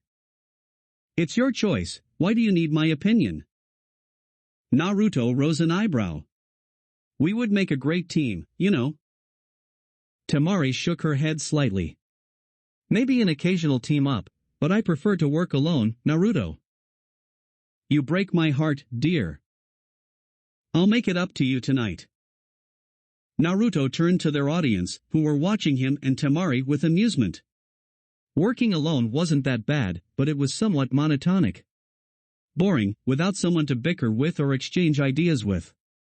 I think I'll stay on Kakashi's team, he said at last. Good, with your presence, the team won't be unbalanced. Sure, a team with a borderline S-rank ninja and an SS-rank shinobi, with a barely B-rank chunin, is not unbalanced at all, Naruto thought sarcastically. He turned to Kakashi with a smirk. So, anything you got to say to us? I'm getting hungry. Kakashi turned serious, even though his hands remained in his pockets and his posture didn't change. From now on, we aren't teacher and student anymore. We fight as fellow shinobi. We meet together in the missions office at 8 in the morning. Naruto nodded and pulled something out of his hip pouch. Before I forget, he tossed the book to Kakashi. Here's the real one. Kakashi looked confused as he caught the book, taking out the one in his back pocket to check. His eye widened when he saw that the book Naruto gave him previously was indeed a fake. It was empty after 7 pages. His head whipped up to stare at Naruto, something akin to betrayal in his eyes. Why? Naruto held up a hand to placate him. Don't take it personally, man. It was supposed to be my backup plan in case my trap failed. Kakashi shook his head slowly. You are evil. Naruto waved the comment away and was about to walk off with Temari, when he saw something interesting. He saw his cousin eyeing Sakura, who was talking to Tsunade and Shizune about something. He noticed the faint blush on his cheeks as he kept gazing at her.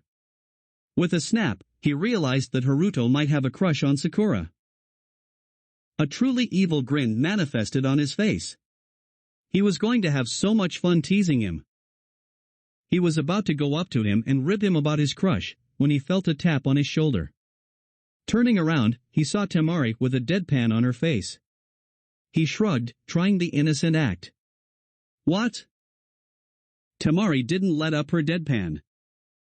You are not going to do what I know you want to do. Naruto raised an incredulous eyebrow. What? He's my cousin. I just want to poke some fun. How about you help him instead? He's your family, isn't he? Naruto rolled his eyes, but didn't argue with her. Spoil my fun, why don't you? He went up to Sakura, who had just finished talking with Tsunade. Sakura, can I ask you to do something for me? Sure, what is it? To make sure that Haruto didn't eavesdrop on their conversation, he put an arm around her shoulder and led her away. Since Haruto is new to the village, can you show him around? Sakura looked a bit suspicious at his approach. Her lady senses told her something else was at play here. Why don't you do it yourself? Naruto easily replied. Trust me, I really want to, but I don't think Temari would forgive me if I avoid her anymore. Plus, he doesn't know anyone else in this village besides me, Temari and you. A familiar face would really help, along with someone he can trust. To his relief, Sakura looked convinced with his argument. Sure, I don't mind. Naruto smiled. Thanks, Sakura. Then he paused, then added. Don't tell him I suggested this to you. Leaving Sakura a bit perplexed, he walked back to his wife, who was smiling in a self-satisfied way. Naruto just grabbed her hand and flashed away to their house. Sakura, on the other hand, was still confused over Naruto's last statement. There was something he wasn't telling her, that was for sure. But his ulterior motives didn't seem to be anything malicious or mischievous. She internally shrugged, seeing no harm in showing Haruto around. Besides, she was quite interested in knowing more about him. He was Naruto's family, after all. Haruto, having seen his brother talk with Sakura for something discreet, was perplexed as to what they talked about. But he figured it was something about teen business. Now that Sakura was alone, he could maybe ask her out for a Haruto-san? He was knocked out of his musings by the subject occupying his thoughts. Sakura was looking at him, a bit confused. Are you all right? Haruto shook his head and smiled. I'm fine. But please just call me Haruto. Then you can call me Sakura. There was a brief, awkward silence between them, which was broken at the same time by both of them. Listen, I was wondering . They both stopped, then chuckled. Haruto scratched the back of his head sheepishly. Sorry, you go first. Sakura tucked the left side of her hair behind her ear. Since you are new to this village, I could show you around if you want. I still have some time before I have to go home. Haruto almost stumbled his words. I mean sure. I would appreciate it. Great, then let's go.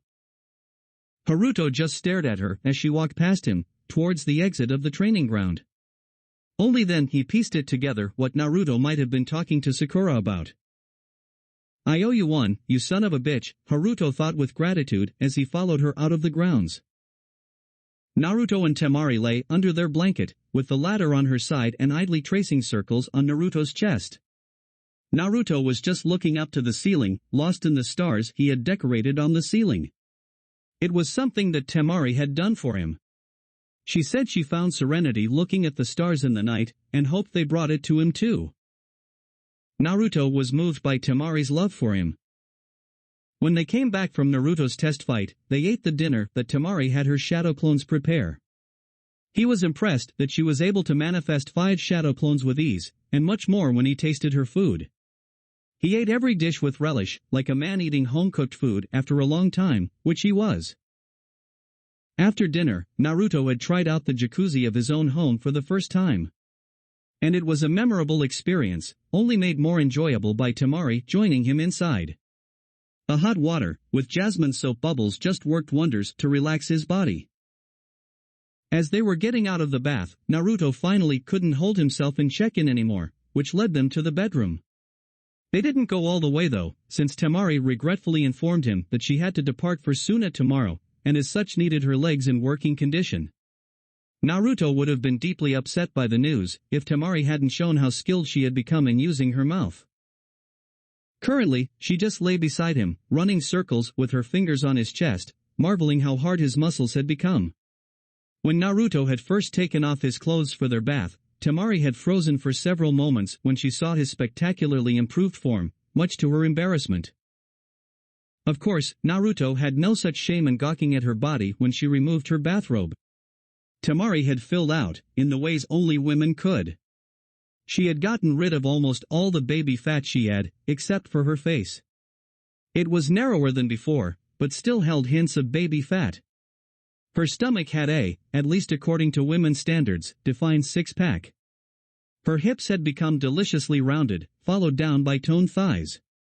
Last but not the least, her bust had wonderfully matured, becoming much more rounded with perky nipples.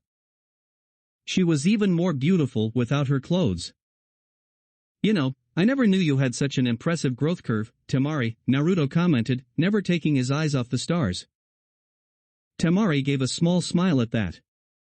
Maybe that's because you've never actually seen it with your own eyes? I didn't have much problem when learning futon ninjutsu when growing up. He finally turned his eyes to her, a fond look in his eyes. That could be one of the reasons.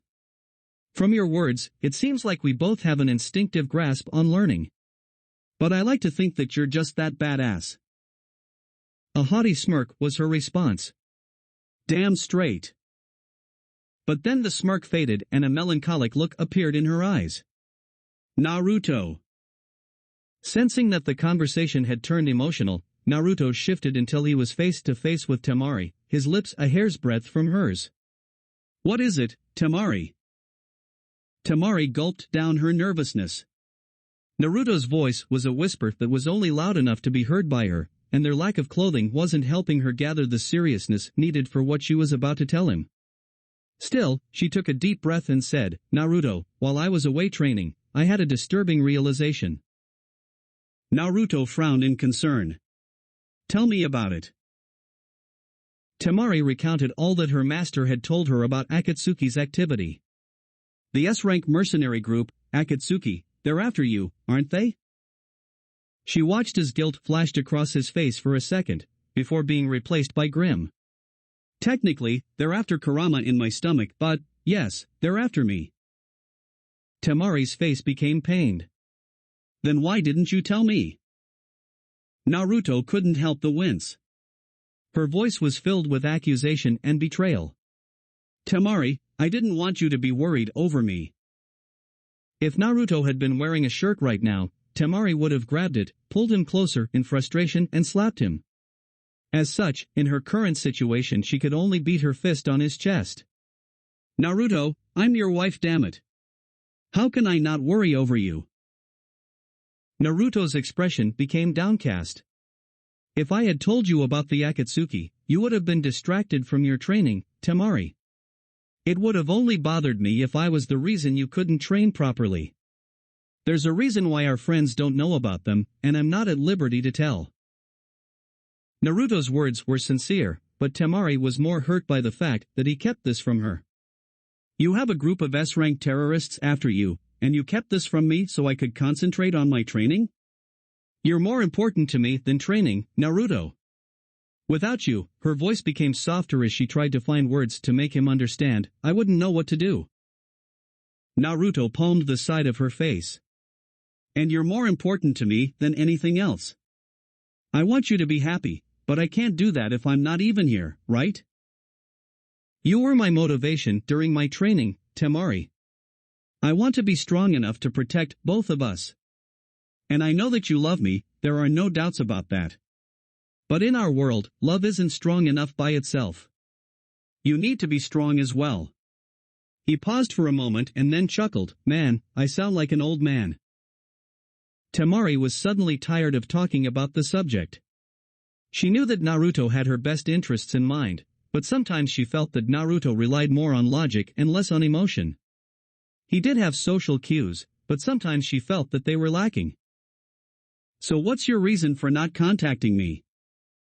Naruto's question snapped her out of her thoughts. She sighed, emotional exhaustion only increasing. "Tsunade was the one who told me that no one was to contact you and Jiraiya except for her, for she was the one who assigned you missions. That was the first thing she told me when she gave me the pad." Naruto gave a thoughtful hum. "Well, that's definitely a Hokage's decision. I gotta thank her for telling you that." Temari felt anger stirring in her. He was taking her talk too lightly. "And why is that?" The anger must have bled into her tone, for he immediately kissed her. Naruto really had some sort of magic in his kisses, for the anger suddenly disappeared. It seemed that staying angry at Naruto for too long was something that not many people could do. She melted into the kisses, their lips moving against each other in an incredibly sensual manner. It wasn't helping Temari's case as the close body contact made it hard to be angry. Naruto pulled away first, her lower lip in his grasp. He smirked in satisfaction when he heard her quiet moan of disappointment. "I would have gotten distracted. Besides, you haven't seen even the half of what I'm capable of now." Temari's eyes grew wide. "Have you improved that much in just 3 years?" Naruto just kept smirking, choosing not to answer her question. He rolled over, turning his back to her, yawning loudly. "I'm feeling tired, Temari. Let's sleep." "What the you don't get to leave me hanging like that? Naruto." She shook him, but Naruto was fast asleep in seconds, a skill he had developed on his trip with Jiraiya. Temari grumbled to herself, but turned away from him and closed her eyes. She was still upset with him, no matter how many kisses he peppered her with. XXXXXXX. Naruto didn't know whether to be impressed or put out. He had left early in the morning to get in some training. Leaving the bed proved to be quite an arduous task for him. Temari clinging to him in her birthday suit, the incredible warmth that was the result of the blanket and close contact with Temari, and Temari half draped over him, pushing onto his morning wood, which had been standing at full attention. Despite her claims to be upset with him, she was surprisingly clingy. It was definitely a good thing that she hadn't come with him and Jiraiya, otherwise he wasn't sure he would be able to train with his attention split between training and Temari. Now that he was back, he eyed the breakfast in front of him. 6 boiled eggs, perfectly cut into pieces and arranged on the plate, sprinkled on with salt and pepper and a glass of milk. Breakfast of champions, he thought dryly. He had hoped to have breakfast with her, but it seemed that she was still trying to pretend that she was upset with him. Which was why she left before he came back. As he bit into the eggs, he wondered what kind of mission would Tsunade give his team. Now that the team was comprised of 2S ranks, it would be a disappointment if they received anything less than a high B rank. He still had a total of 40 minutes before he had to report at the mission's desk. Plenty of time. Meanwhile, at the Hokage Tower, Tsunade was at her desk, glancing disdainfully at the pile of paperwork that awaited her. She couldn't understand why Naruto wanted to be Hokage if this was the crap they had to deal with every day. With a sigh of defeat, she sat down on her desk to begin. Mentally exhausting, isn't it? She glanced up to see her sensei, Sarutobi Hiruzen, standing in the middle of the office, the barest of smirks on his face. Hiruzen hadn't changed at all in the past 3 years. After being retired, he had much more time to manage his clan affairs himself. His shoulders were much more relaxed, now that he didn't need to think about the good of the village all the time. After a long time, he could finally focus on training Konohamaru.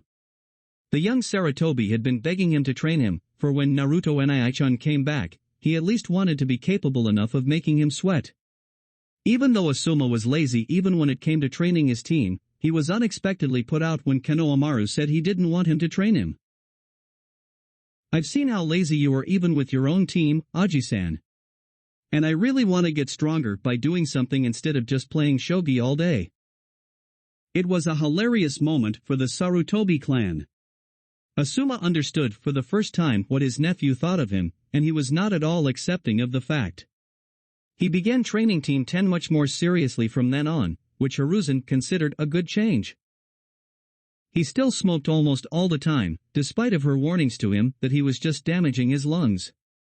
But he just smoked away her worries. Tsunade sighed. I feel tired just by looking at it. Hiruzen came around to sit on the chair in front of her desk. You have no idea of how much it pleases my soul to see you sitting in the chair of Hokage. Tsunade narrowed her eyes at the comment. Others might think that you're pleased because I took over from you, but I know that you're a sadist, sensei. You're just completely satisfied to see me buried in paperwork that we used to tease you about. Hiruzen just kept a calm face. I have no idea what you're talking about. Smug bastard. So, what's reason you came here for, sensei? Hiruzen took a deep inhale from his ever-present pipe. I heard Naruto and Jiraiya returned yesterday, with another Uzumaki no less. Tsunade nodded as she signed another paper. Uzumaki Haruto. What do you think about him? Just as Tsunade was about to say something, the door to her office banged 3 times. Hokage-sama. Both former and current Hokage blinked. That was Temari's voice, and it sounded urgent and desperate. Come in. As soon as she gave the order, the door slammed open and Temari almost rushed in, an expression of barely kept in check panic on her face. What is it, Temari? Tsunade-sama, it's Gara. He's been taken by the Akatsuki. Both of the Hokage's eyes widened at the information. The mercenary organization chose now of all times to make their move? Just as Naruto returned from his training? It couldn't be a coincidence, could it? How do you know? I was contacted through my pad. Tsunade took a moment to curse as to why she wasn't directly contacted before turning her attention to the matter at hand. She was well aware how close Gara and Naruto were, and the latter would never forgive her if he wasn't put on the rescue team, even if he were a Jinchuriki, and sending him on the mission was basically holding him out on a silver platter for Akatsuki. Tsunade glanced at the clock and cursed. There were still 15 minutes before Naruto's team was supposed to report for a mission, but she had no choice. They were already out of time. Tora, Karasu, Nazumi. A and BU with masks of cat, crow and rat respectively, appeared behind Temari, kneeling before Tsunade. Hi, Hokage-sama? Fetch Hatake Kakashi, Haruno Sakura and Uzumaki Naruto immediately. They are to be here within 5 minutes. Understood, Hokage-sama. With that, they disappeared in a shunshin. Hiruzen leveled a grave look at his student. Tsunade, do you think it's wise to send Naruto on this mission, when he is exactly what the Akatsuki want? Naruto beat Jiraiya at his best, and took out Kakashi without a problem, sensei. On top of that, he's mastered the Hiraishin. At this point, he might very well be the strongest ninja in the village. He can take care of himself, Tsunade almost snapped at Hiruzen. Hiruzen gave a tired sigh. Let's hope you're right, Tsunade. XXXXXXX. Less than 5 minutes later, Team 7 stood in front of her, standing at attention. Tsunade looked at each member with a sharp and steady gaze. Team 7, a few hours ago in Suna, word came to us through Temari's pad that the Kazekage was taken by 2 Akatsuki members. Hiruzen carefully observed the reactions to the revelation. Sakura was the one who showed the most shock, followed by sadness from Temari due to the reminder. Kakashi and Naruto showed the least amount of reaction.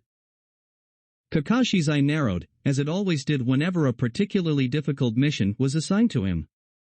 He would try to figure out every possible way the mission could be carried out, and every possible consequence should the mission fail. He was very good at that. Naruto's expression didn't change in the slightest, but his fists tightened ever so slightly. Hiruzen mentally approved, for as much as he loathed Danzo's ways, he was right in the sense that emotions got in the way of a mission. He would have understood if Naruto got angry, or went into shock, but to have such a tight control on his emotions. Jiraiya was one hell of a teacher. Tsunade continued speaking. Therefore, you are to exercise extreme caution, and do everything in your power to get the Kazekage back. Failure is detrimental for both the nations. Is that clear? Hi, Hokage-sama. Dismissed. XXXXXXX. How the hell did the attack succeed when Suna was expecting it? Naruto snapped, matching his stride with Temari. Gara informed me that Suna took yours and Jiraiya-sama's warnings seriously, Naruto. Temari insisted with a glare. I don't know how, but they caught Gara regardless. They are no joke, like you told us. S-rank heavyweights, Naruto sighed. Don't worry, Temari, we will get your brother back, by any means necessary. You've never broken a promise, Naruto. I hope this mission doesn't change that, Temari muttered worriedly. She might have been upset at him last night, but having been reminded what was at stake now, being upset for not remaining in touch with her during training seemed like a petty tantrum that a child would throw. Not a jonin. They traveled as fast as they could, and when the night arrived, they didn't take a rest. Lack of sight wasn't a problem, for their path was illuminated by the moonlight. Naruto. Naruto turned his head back slightly, to show that he was listening. What is it, Sakura? What would happen to Gara, if his bijou were to be removed? Naruto's expression went from neutral to grave, and Temari had a bad feeling about what he was going to say. We have to be realistic here, Sakura. We have to assume the worst-case scenario, which in this mission is, that Gara will have his bijou removed. In fact, they've already begun the process by now, most probably. Sakura gasped, and Temari looked even more crestfallen. Our bijou were sealed into us from birth, as is the case with most of our kind. There are exceptions, but I'll not go into details for that. Our bodies in chakra have been adjusting right from the beginning, to sustain both of us. Removal of a bijou would destroy the chakra network completely. It's like ripping our hearts out of our bodies. The result of that is, most certainly, death. Almost immediately. Temari was now gripped by fear, imagining Gara's lifeless body in front of her. Like a whiplash, it hit her that that was the fate that awaited her husband, should he get caught. But that was a small possibility, and she tried not to think about it. Almost immediately? Sakura's exclamation knocked her out of her musings, as she concentrated on Naruto's answer. There are exceptions, of course. That raised Temari's hopes a little. Kyuubi's first Jinchuriki, Uzumaki Mito, lived for 3 more years before dying in her sleep. She was 113 when the new Jinchuriki was chosen. Kakashi spoke up for the first time. Not surprising, considering the Uzumaki clan is well known for their longevity and potent life force. So if Naruto were in Gara's place, would he? Temari dared not finish the sentence. Surprisingly, Naruto smirked. As if I would allow myself to be in that situation. Then his face turned somber, on the off chance, if I do get in that situation, I'm not sure whether I would survive or not. But you are Uzumaki. I'm half Uzumaki. There is a world of difference in that. One more day before we reach the desert, Temari said quietly. But I don't recall telling you about my secret, Sakura, Naruto curiously inquired. Sakura swallowed before answering. Tsunade-sama told me about your confrontation with Uchiha Itachi and Hoshigaki Kisame. They're both involved with Akatsuki, but why are they taking the bijou? Naruto was impressed by the depth of her question, but didn't let it show. At this point, only the Akatsuki know that. They started off with the Ichibi, but whether that says something about the order they are gathering the bijou in, I'm not sure. One can only imagine that they are up to no good if they're after all of them. Whatever the end result is, it would have catastrophic consequences on the world. With that, they once again descended into silence. Naruto wondered if they would be able to succeed. He had not revealed the entirety of the worst-case scenario. More like, the result of it. He wouldn't be surprised if Kakashi was the only one who picked up on the fact. They would be bringing back Gara's dead body, and that thought filled him with rage. Night slowly became morning, and the dawn's light made itself visible over the top of the trees. Naruto finally spotted the end of the tree line, and jumped to the ground, followed by others. He looked at Temari, who nodded. I'll take it from here. With that, they began traveling the sands. Naruto had to admit, the desert was annoyingly hot. If his clothes did not have the seals for keeping him cool, he would have been sweating by now. Now that he thought about it, how the hell was Kakashi not cooking in his mask? Naruto shook those thoughts away. The mysteries of Kakashi's mask were beyond anyone's understanding except the man himself. Sakura had been thinking hard about the mission they had departed on. From what Tsunade-sama had told her, and Naruto had confirmed for her, Akatsuki were after the bijou inside the Jinchuriki. But that meant... Why did Tsunade-sama allow you to come, Naruto? You are exactly what they are after. Sakura hissed with a fierce glare. And why should Jinchuriki be forced on the sidelines? It is their right to decide whether they want to remain on the sidelines, or on the front lines. Temari retorted, taking offense on behalf of Gara and Naruto. Let's save the debate for the after-mission dinner, Naruto coolly suggested, but his eyes held a warning glint. Now is not the time. Sakura and Temari wisely took the hint and fell silent. They kept traveling for 2 more hours before the gates of Suna came to view. Temari did not even greet the guards, running straight inside the village. Temari-san, Kankuro was poisoned. The guard ninja shouted to their backs. Temari stumbled only briefly, before increasing her pace to the main tower. Sakura came up to her side, take me to him quickly. I'm a medical specialist. Temari gave a stiff nod and they both raced forwards, with Naruto and Kakashi following behind. They were the last two to arrive in the room, 2 minutes after Temari and Sakura. Naruto took stock of the people present in the room within seconds. There were a few Iryo ninja, an elderly man who Naruto did not know, Kankuro lying on the bed and an old woman whose hair was in a bun, and Baki. Just as they entered the room, the elderly couple turned towards them, and he saw recognition flash in her eyes. Interestingly, it wasn't aimed at him, but rather at his silver-haired sensei. Naruto raised an eyebrow in perplexation when the woman literally snarled. Konoha no Shiroi Kiba. The White Fang of Konoha. Eh? Kakashi's thoughts halted for a second, not used to being confused for his father for such a long time after his death. The woman shot forward with speed that was unbecoming for someone of her age, but Naruto immediately reacted. He easily grabbed her fist, a surprisingly heavy punch, he noted blocked her foot with his knee and caught her other fist. With that taken care of, he lightly pushed her back. She skidded back and stood up, shockingly not winded at all. The room was silent as everyone watched them. Naruto dusted off his pants and regarded her with slight annoyance. Take a good look, elder. This is Hatake Kakashi, not Hatake Tsukumo. But like every old person that thinks themselves wise, she casually brushed aside his statement. Don't mock me. I'll get my revenge for my son today.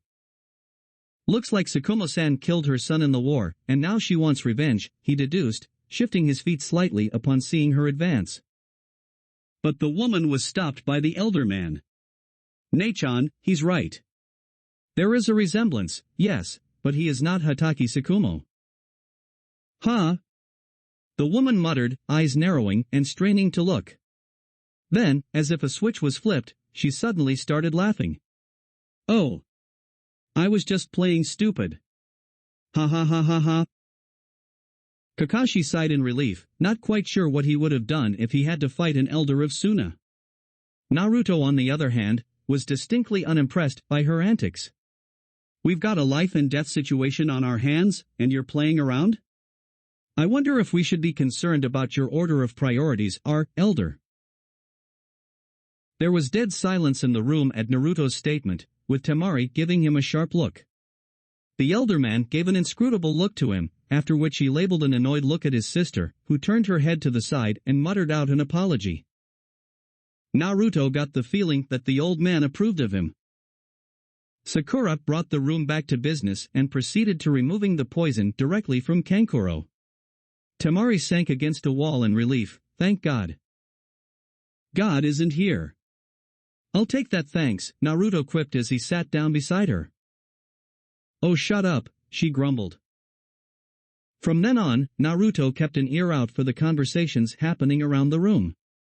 There was Sakura talking to the Iryonin about what they should keep an eye out for, Chio-basen talking to her about medicines, Baki and Kakashi talking about a fight between Kankuro and a puppeteer named Sasori. That name seemed somewhat familiar, Naruto mused, taking out his bingo book. Flipping through the pages, he found what he was looking for. Sasori of the Red Sands, a puppeteer who left Suna 18 years ago. A genius of puppets, specializing in poison. And apparently, Chio's grandson. No doubt, we'll meet this guy on this mission. Kankuro said something about a piece of cloth, causing Temari to shoot up from her position and hover over him worriedly. So his brother-in-law managed to snatch a piece of cloth from Sasori in case they needed to track him? Smart guy. Kankuro gave a small smile at the sight of his sister, before looking around the room. His smile widened when he spotted Naruto against the wall, flipping through a bingo book. Come to rescue your brother, and Naruto? Naruto glanced up from his book, giving a smile and a silent nod. Kakashi gave a sharp nod to Baki, clutching the cloth in his hands. We'll find them. My pack just needs to smell this. Allow me, Kakashi. Kakashi and Baki turned to Naruto, who flipped his book shut and walked towards them. Allow me to use my foxes. They've been complaining lately that I don't give them enough work to do. Kakashi smirked under his mask. You should be taking better care of them, you know. I don't want to hear that from you of all people, was the retort. Naruto bit his thumb and slammed his palm on the ground. Kuchio's no jutsu. There was a flash of smoke, and when it cleared, 6 foxes of various colors were crouched before him. This was the primary tracking squad of the Kitsune. The one crouched in front of all the foxes, a fox whose fur was as black as the night and a white dipped-in tail end, spoke up. This was Toshi, Raiden's elder brother and a close friend of Naruto's. It's been a while, Naruto. Naruto nodded sympathetically. I know, but I need you right now. Track this guy for me, please? All the foxes came around the hand and sniffed eagerly at the cloth. Toshi finished sniffing and gave the order. All right. Scatter. The foxes immediately vanished from sight, with only Toshi remaining behind. We'll contact you as soon as we find him. With that, he too vanished from sight. They only had to wait a few hours before one of the foxes came back. Its fur was a regular orange, and there was a sense of satisfaction on its features. Naruto-sama. I found them. After pointing out on a map where the Akatsuki were holed up, Naruto smiled and patted the fox's head. Well done, Tenka. You can go dash. Wait, Naruto. Tenka and Naruto turned to Kakashi, who walked towards them. Would you mind if I send you out on one more task? In answer, Tenka just looked at Naruto. Naruto just rolled his eyes and took out a storage scroll from one of his pockets, unsealed a piece of meat and tossed it to Tenka. The fox quickly ate it up and turned to Kakashi. What's it? After explaining to Tenka where he needed to go, the fox immediately took off. Naruto stood up as well. We should depart immediately, Kakashi. We know where they are, we know where Gara is, and we're going to take him right from their grasp. Kakashi nodded at the strategy. That was all they could do at this point. I'll inform Sakura. Within an hour, they left Suna. At first, it was a surprise to all of them that Chio-basen was coming with them, and Temari was stationed back at Suna, according to Tsunade's orders. Traveling swiftly, it only took them a few hours to enter Kawa no Kuni. I don't like this, Kakashi, Naruto muttered. Kakashi moved so that he was side by side with Naruto. They've gone far. I have no idea how long it takes to extract a bijou, but it shouldn't be long considering it's only the Ichibi. You know of the tailed beasts? Chio asked from behind. Who doesn't? Naruto easily answered. Chio conceded his point. He wasn't going to tell her that he had one himself. Not when they just met, and he suspected the granny had knocked off a few of her screws.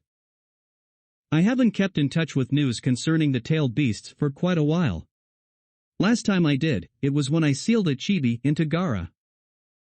She was taken aback when cold, azure eyes snapped back at her, as cold as chips of ice. There was a barely held back rage in them, but just when she thought he would snap at her, he turned back and focused ahead. Just when he was about to speak to Kakashi, there was a flicker on his radar. He immediately stopped, holding up a fist. The others stopped right with him, posture alert. Naruto scanned the surroundings with a keen eye, all senses on high alert. What is it, Naruto? Kakashi asked. Naruto's brow furrowed. It was a brief flicker, but I can't sense anymore.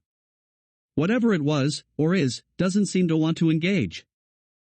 Did you catch that, Kurama? I did, but like you, I can't sense it anymore. Then it's not worth wasting time on. Naruto motioned for them to move again. It was when they had only went a few miles when Naruto sensed something again. Someone is ahead of us, 1 mile, Naruto informed everyone. Chio was impressed by the young man. While being a jonin, the senior-most ninja usually has the authority on the mission. But Hatake Kakashi seemed to have no problems with Naruto leading this mission. The blonde seemed to be in his element as he led without hesitation. Soon enough, they broke through the tree line and came face to face with Uchiha Itachi, Kakashi breathed out, and Naruto saw Sakura instantly freeze in shock. There was no mistaking it. Slashed headband, black cloak with red clouds, tear troughs on face and the distinctive red eyes of the Sharingan. The clearing was silent as Itachi most likely analyzed everything he could about them, trying to assess weaknesses. It's been a while, Kakashi-san, Naruto-kun. Itachi greeted them in a quiet, polite voice. It has, hasn't it, Itachi-san? Last time I saw you, I was running circles around you and your partner, Naruto replied. You have grown quite strong, I see, Naruto-kun, Itachi complimented in a quiet voice, not acknowledging the taunt. Itachi said nothing else, simply staring with his Sharingan into Naruto's azures. Naruto just averted his eyes and focused on Itachi's forehead. He wasn't afraid of being caught in a genjutsu. Regular genjutsu was a child's play for him, and he had Kurama to break him out of Sharingan genjutsu. He silently released all his gravity seals. Don't look into his eyes.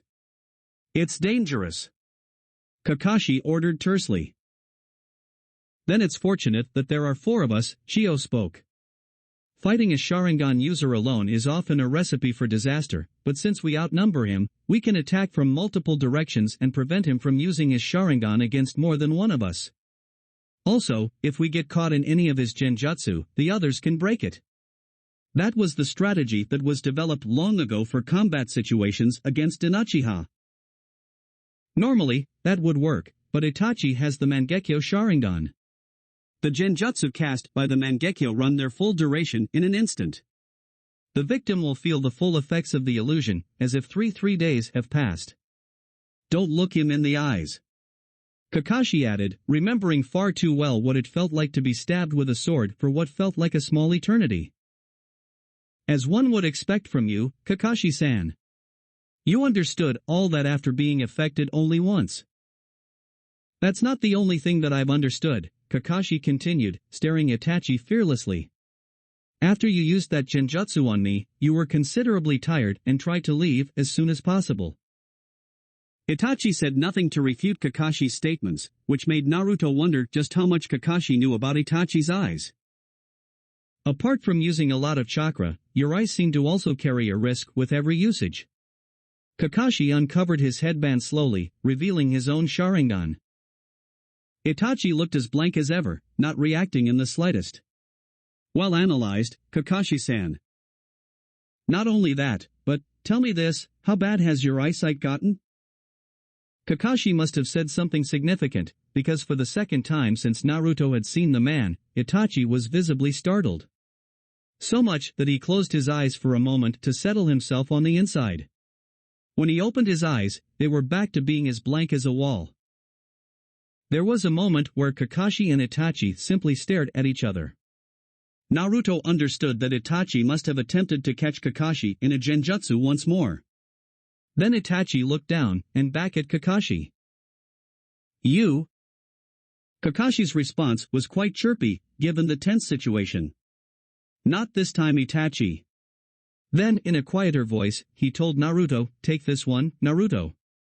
I'll cover you. Got it. Itachi slowly pointed a finger at Naruto, not averting his gaze from Kakashi at all. It's time for you to come with me, Naruto-kun. Naruto simply raised an eyebrow as he snapped the genjutsu before it could take hold on him. His chakra density and capacity had only increased in 3 years, and Itachi's considerably less potent chakra had no chance of catching him in one. Genjutsu without seals? You're as good as they say. With that, everyone snapped into action. Naruto dashed forward, engaging Itachi in taijutsu. It immediately became evident just how huge the difference was between Itachi and the Sasuke he fought 3 years ago. Itachi had no problem whatsoever in predicting his moves, easily keeping up with them. Itachi showed his mastery of switching from hand to weapons, as a kunai appeared in his hand and he tried to slash Naruto with it. Naruto countered with his own kunai, and they once again locked themselves in a fight. It became evident to Itachi, however, after Naruto's kunai came too close to his eyes more than once, that taijutsu was not the way to go in a fight against Naruto. He jumped back, putting Sakura in a genjutsu and then speeding through seals. Katan, Hosenka no Jutsu. Fire style, Phoenix fire technique. A multitude of fireballs came towards them, scattering from Itachi's mouth. Kakashi jumped back to avoid them, while Naruto took a direct approach. Taking advantage of his faster perception, he jumped out of the field of the fireballs and then straight at Itachi, all in 2 flash steps. It seemed Itachi wasn't expecting that and was not in a position to dodge, for his foot caught Itachi in his side, sending him flying back. Itachi nimbly flipped in the air to make a perfect landing on the ground. Naruto didn't push his assault, choosing to stand his ground. He now had a sure shot at killing Itachi, but if he and Kakashi pushed him a bit more, maybe they could learn more about the Sharingan's techniques, in case he went up against Sasuke in a fight in the future. He had been informed that there was a higher stage of Sharingan, and wondered what abilities did that give to Itachi. Kakashi jumped to his side. Nice one.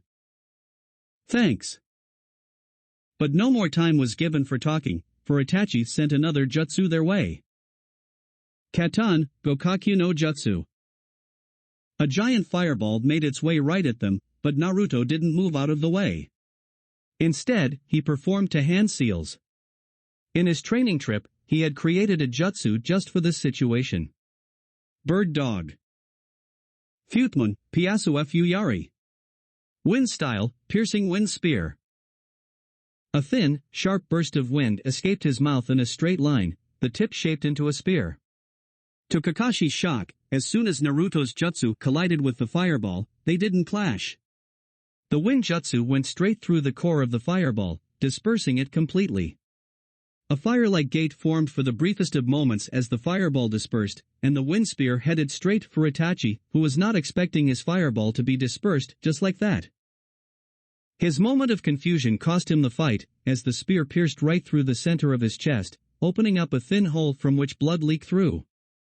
But Itachi had already left the body, the instant when the wind spear pierced the heart. XXXXXXX.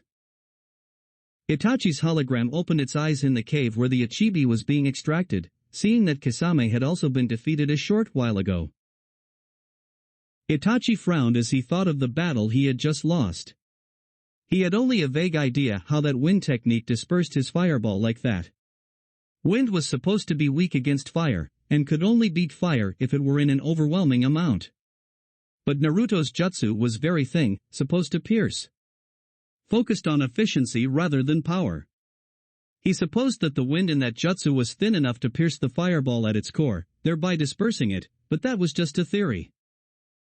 Had that been a real battle, Itachi doubted he would have been able to use Susanoo in time. Looking at the bingo book entry was one thing, experiencing it was a whole different one. Even without Hiration, Naruto had become a very dangerous man. Looks like me and my man Sasori will be capturing the Kyuubi Jinchuriki, Deidara said, pleased that he would get one up on Itachi. Itachi, what can you tell us about the Kyuubi no Jinchuriki? Sasori asked in Hiriko's gravelly voice. Itachi stayed silent, thinking of what to say. On one hand, he wouldn't reveal Naruto's techniques, because he didn't know them himself.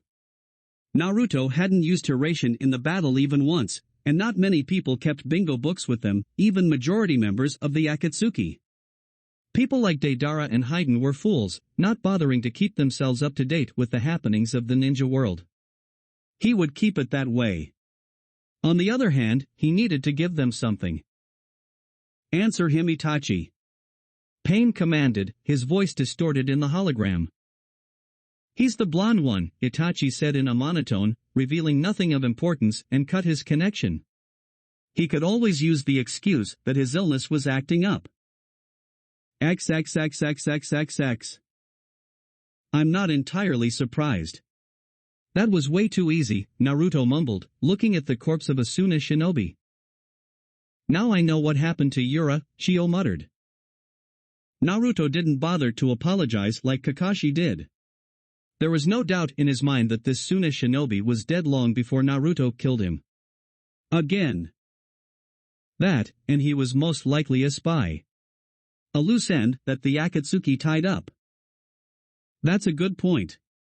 But Naruto didn't say that out loud, in case he was wrong. Even if that wasn't Itachi, we were beaten, Kakashi sighed.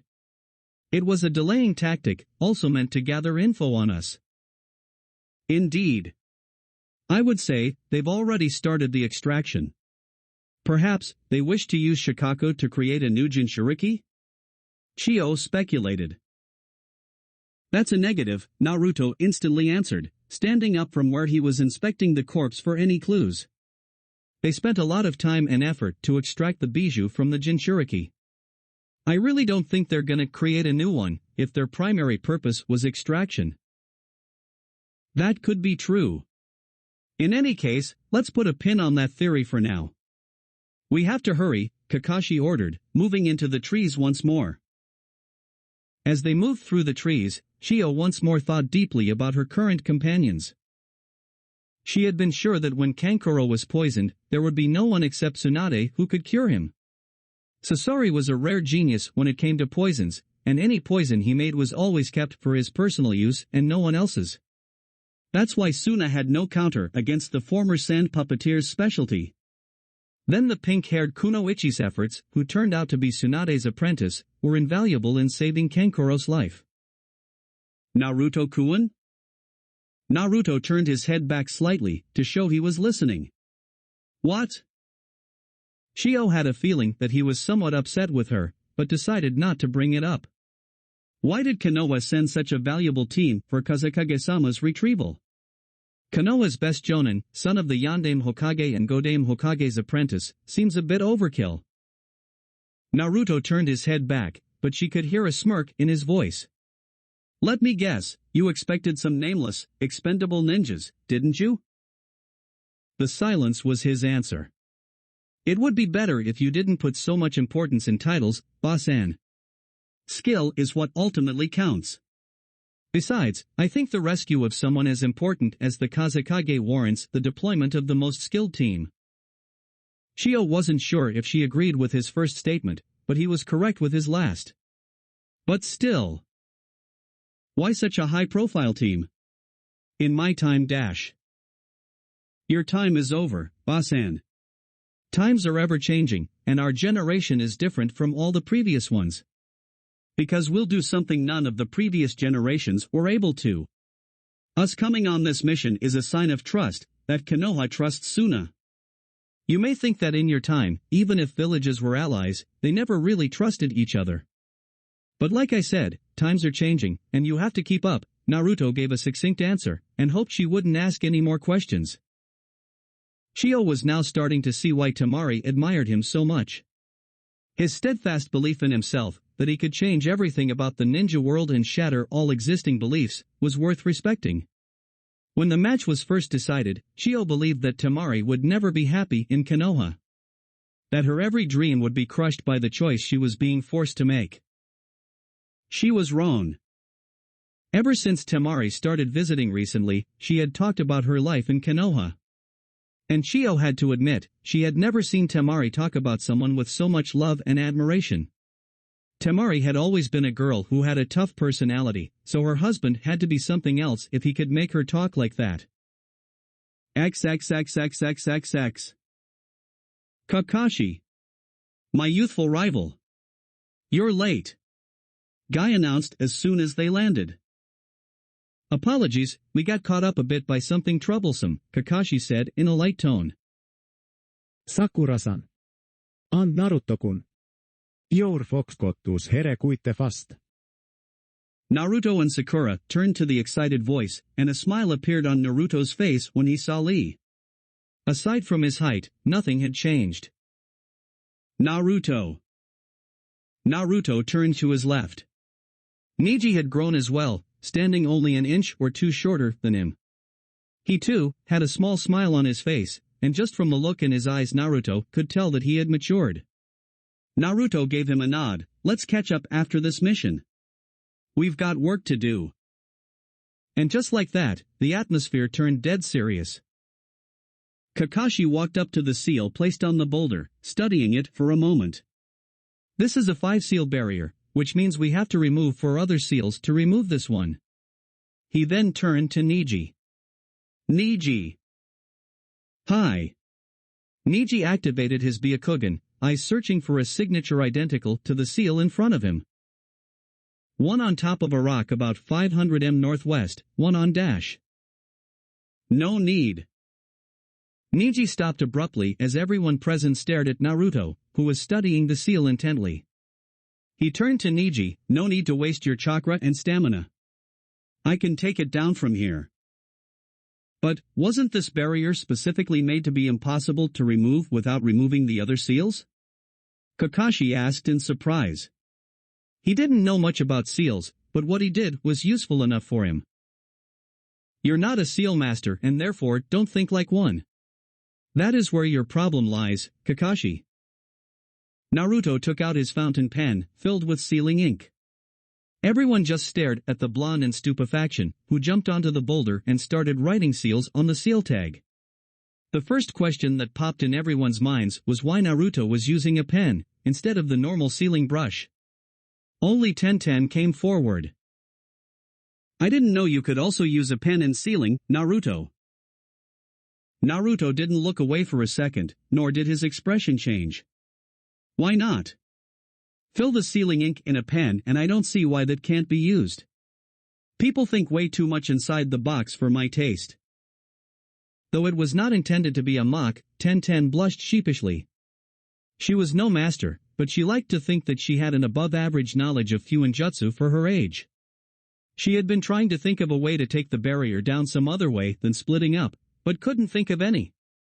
And then Naruto comes and announces in less than a minute that he could take this down. She had no idea just how big of a gap was between her and Naruto. What are you doing, Naruto? Tenten asked, trying to make sense of the characters Naruto was writing around the tag. Naruto smirked a little. Interested in sealing, are you? I'm simply rerouting the flow of chakra. The other 4 tags are set up around this one, with this one being in the center. I'm stopping the flow of chakra in the other 4 tags, so instead of flowing, it will continue to build up to a point where it explodes.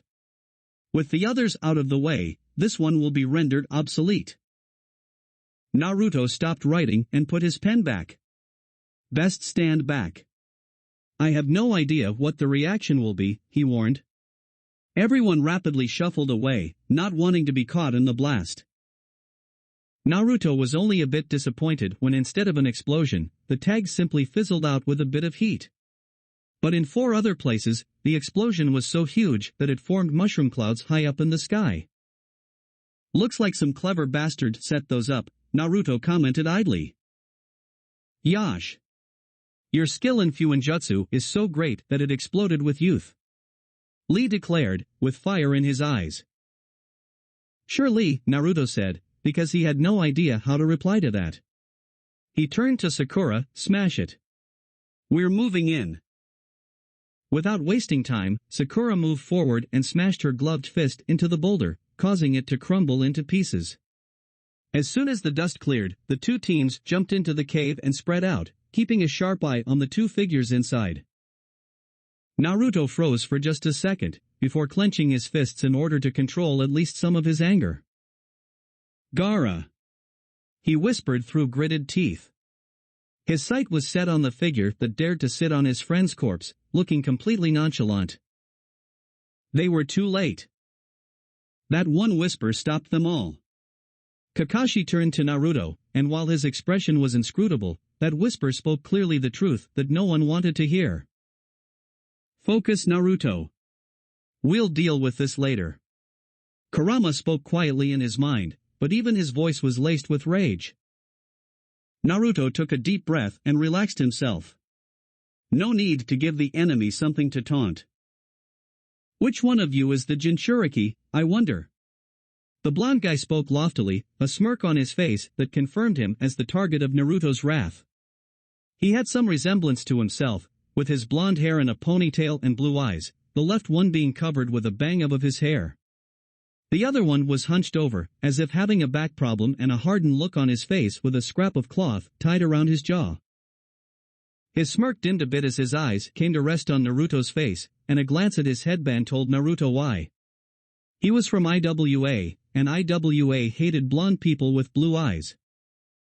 You're the Mad Bomber of IWA and Sasori of the Red Sands, aren't you?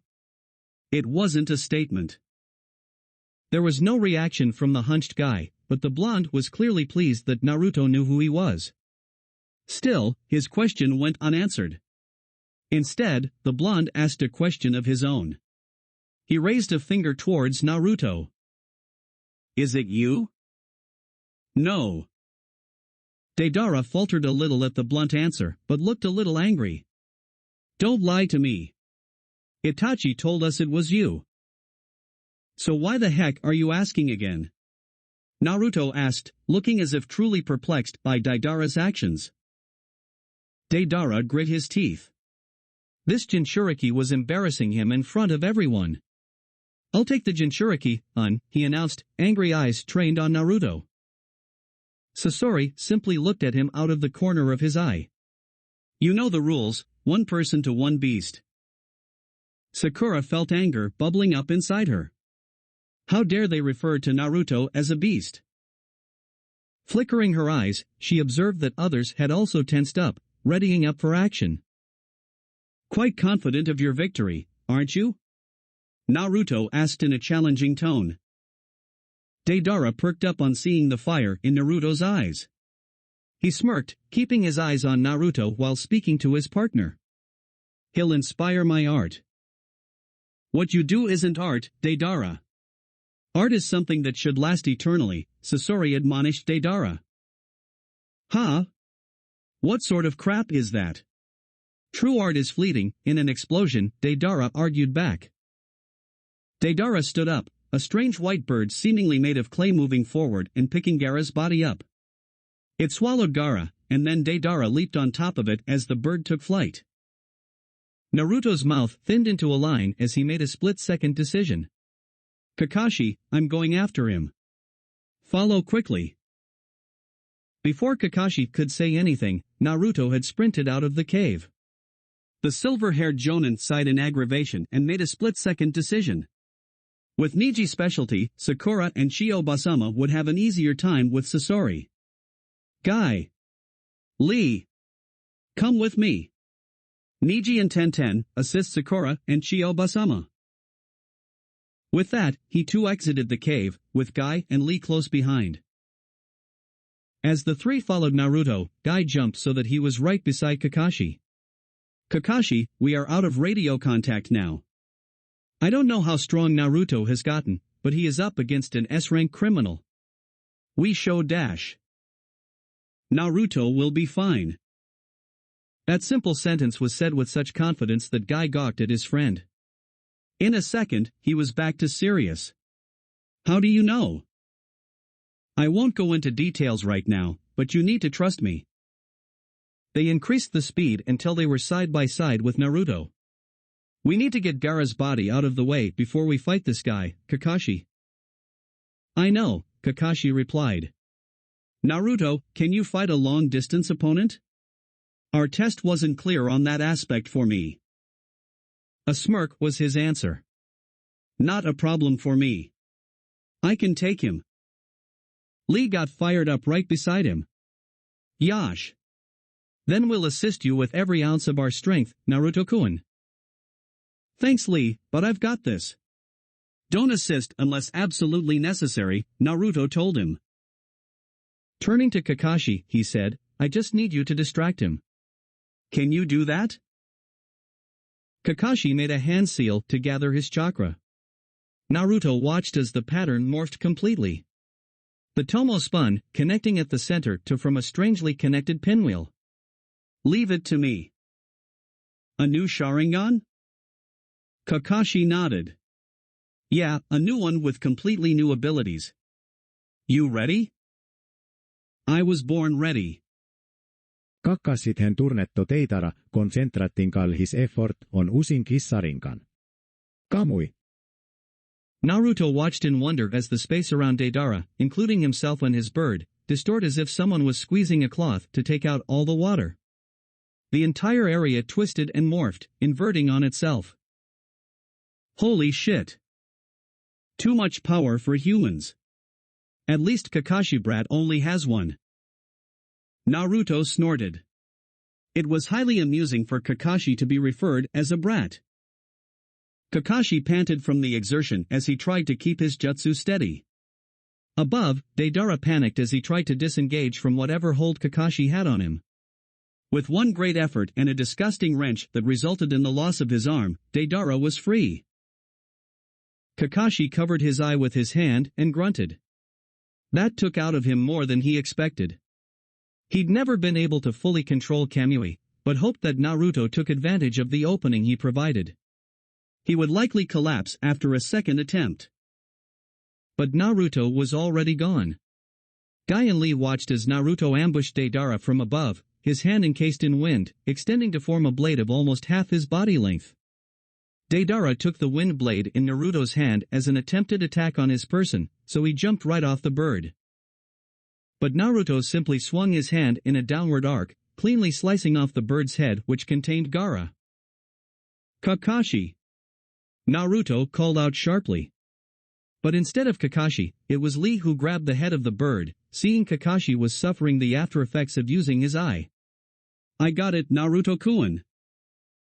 Thanks, Lee. He then turned away. He wanted his full focus to be on one of Gara's killers. Deidara deserves nothing less. That, and he didn't want to see Gara's dead body. He would have to eventually, but he was putting it off for now. Heh, so you and me, Hajin Shiriki? Naruto just gazed at him impassively. You are this confident even after losing one arm? Ha! I don't need both of my arms to take out the likes of you, Deidara boasted. But on the inside, he was slightly apprehensive. This Jonin had caught him off guard quite easily, and he might be able to once more. Naruto was the one who made the first move, making a flash step. Deidara jumped to the side the instant he saw Naruto move, to avoid a serious axe kick that would have sent him to the ground by tearing through the branches. Deidara was fast enough to throw some C1 fleas, but not fast enough to see that Naruto had only sent a clone at him. Naruto catches him midair with a punch that spun him violently, sending him painfully to the ground. He tumbled before crashing back first in a tree. Naruto was about to follow up when he saw Deidara grin. Right as Deidara started to swell, Naruto Flash stepped away, not taking any chances. Kakashi and Guy were shocked, but able to react in time, taking Gara with them. The resulting explosion had a range of nearly 2 kilometers, and the real Deidara whistled from the branch of a tree several miles outside the blast zone. He gave a snort, as if that brat could take me out.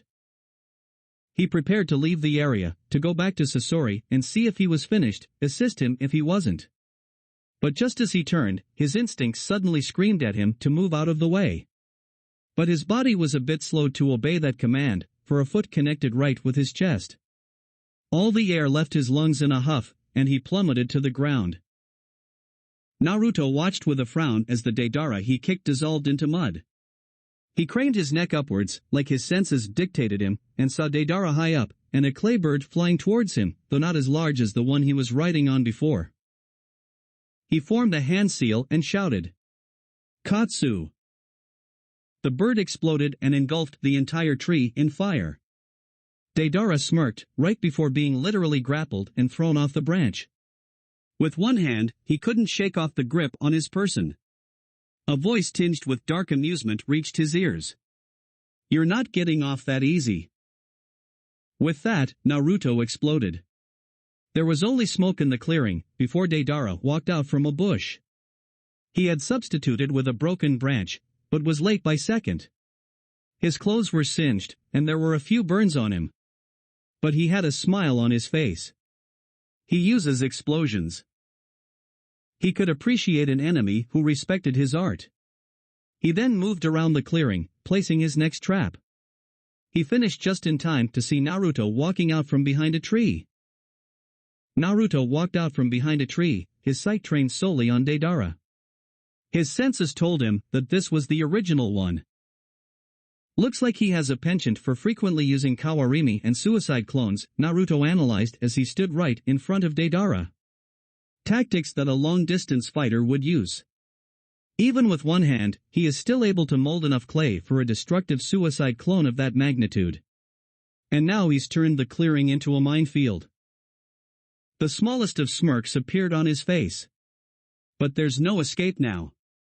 I have you marked for death, asshole. Say, what's that weird contraption on your left eye? Naruto called out. Deidara gave a smug smirk. I trained my left eye to counter genjutsu, specifically the ones that come from Uchiha. Even if that bastard puts a genjutsu on me, this eye will see the truth. I doubt Itachi even needs to go that far to take you down, Naruto mentally snorted. Out loud, he said. So Itachi fucks with your head too? Deidara laughed. This guy was really something else. Yeah, but that's not the point. He pointed a finger at Naruto with a grin that conveyed how happy he was. You also use explosion as an art, Jinchuriki. Well, I wouldn't say that Bunshin Daibakuwa is an art. I use it more or less to catch enemies off guard. My Bakuyaku Rasengan though, that's what I would call an art. Deidara almost laughed in delight. An enemy who agreed with him that explosion was an art. He almost felt bad because he would have to retreat for now and come back for him later. He was about to tell him to show it when he paused, seeing Naruto shake his head. RTH it. What was that? I said you're not worth it. Oh, that crossed a line. This asshole of a Konoha thought that he, Deidara, the mad bomber of IWA, was not worthy of seeing his art? You have some nerve, Deidara whispered in simmering anger. Then he burst. Don't think too high of yourself, you bastard.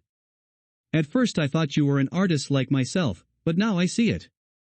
You're just an imposter who insults artists like myself because you couldn't become one. With my art, I'll dash. I don't give a flying fuck about your art, Deidara. That further incensed Deidara. What the fuck did you say? Naruto just stood there with his arms crossed. He wasn't very good at taunting his opponents, but this one seemed to be working. You and your art are of no importance to me. But what is important to me? He slowly pointed a finger at the other blonde, is the price on your head. Deidara was literally shaking in rage by now. You'll pay for that, Jinchuriki, he spoke in a whisper. You'd be dead before you have a chance, Naruto returned easily. Why you? Deidara moved to form the hand seal to activate the mines, when his eyes went wide. He slowly looked down, to see the tip of a kunai sticking out of the right side of his chest.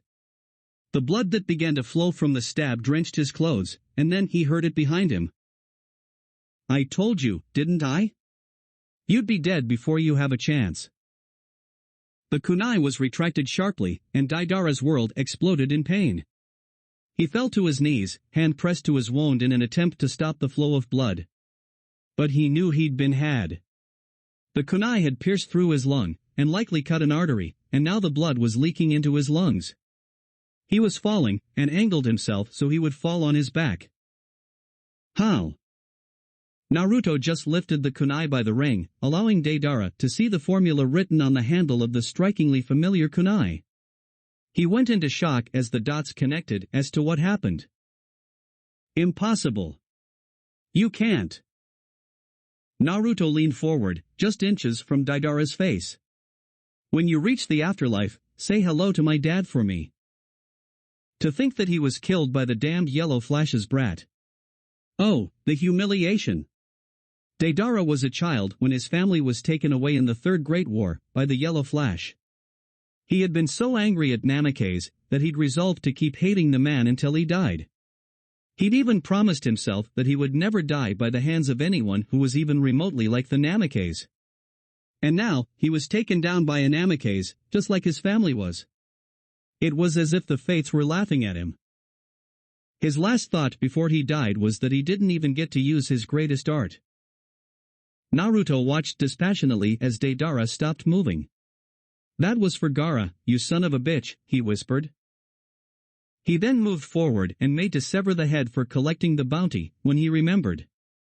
He had to first give it to the village, who would then send the body for checking and collecting the bounty. Taking out a sealing scroll and his pen, he created a seal to carry the dead body in a minute. Sealing Deidara up, he stood up, releasing a large sigh. Very impressive, I have to say, Kakashi complimented as he joined Naruto along with Guy and Lee. Maybe for you, but that was somewhat disappointing, Naruto said apathetically. Well, I guess, when you beat a Sannin, very little tends to impress you, Kakashi riposted. That was a great battle, Naruto. Guy flashed him a grin with a thumbs up. But Lee took it to the next level. Yush. I had thought that by training myself hard in the past 3 years, I would be able to beat you. But by seeing you in this glorious battle, I can see that I have much further to go. I will match your flames of youth, Naruto Kun. Well spoken, Lee. Guy-sensei. Lee. Guy-sensei. There came the disturbing sunset. Naruto was sure even Deidara's eye wouldn't have been able to break this one.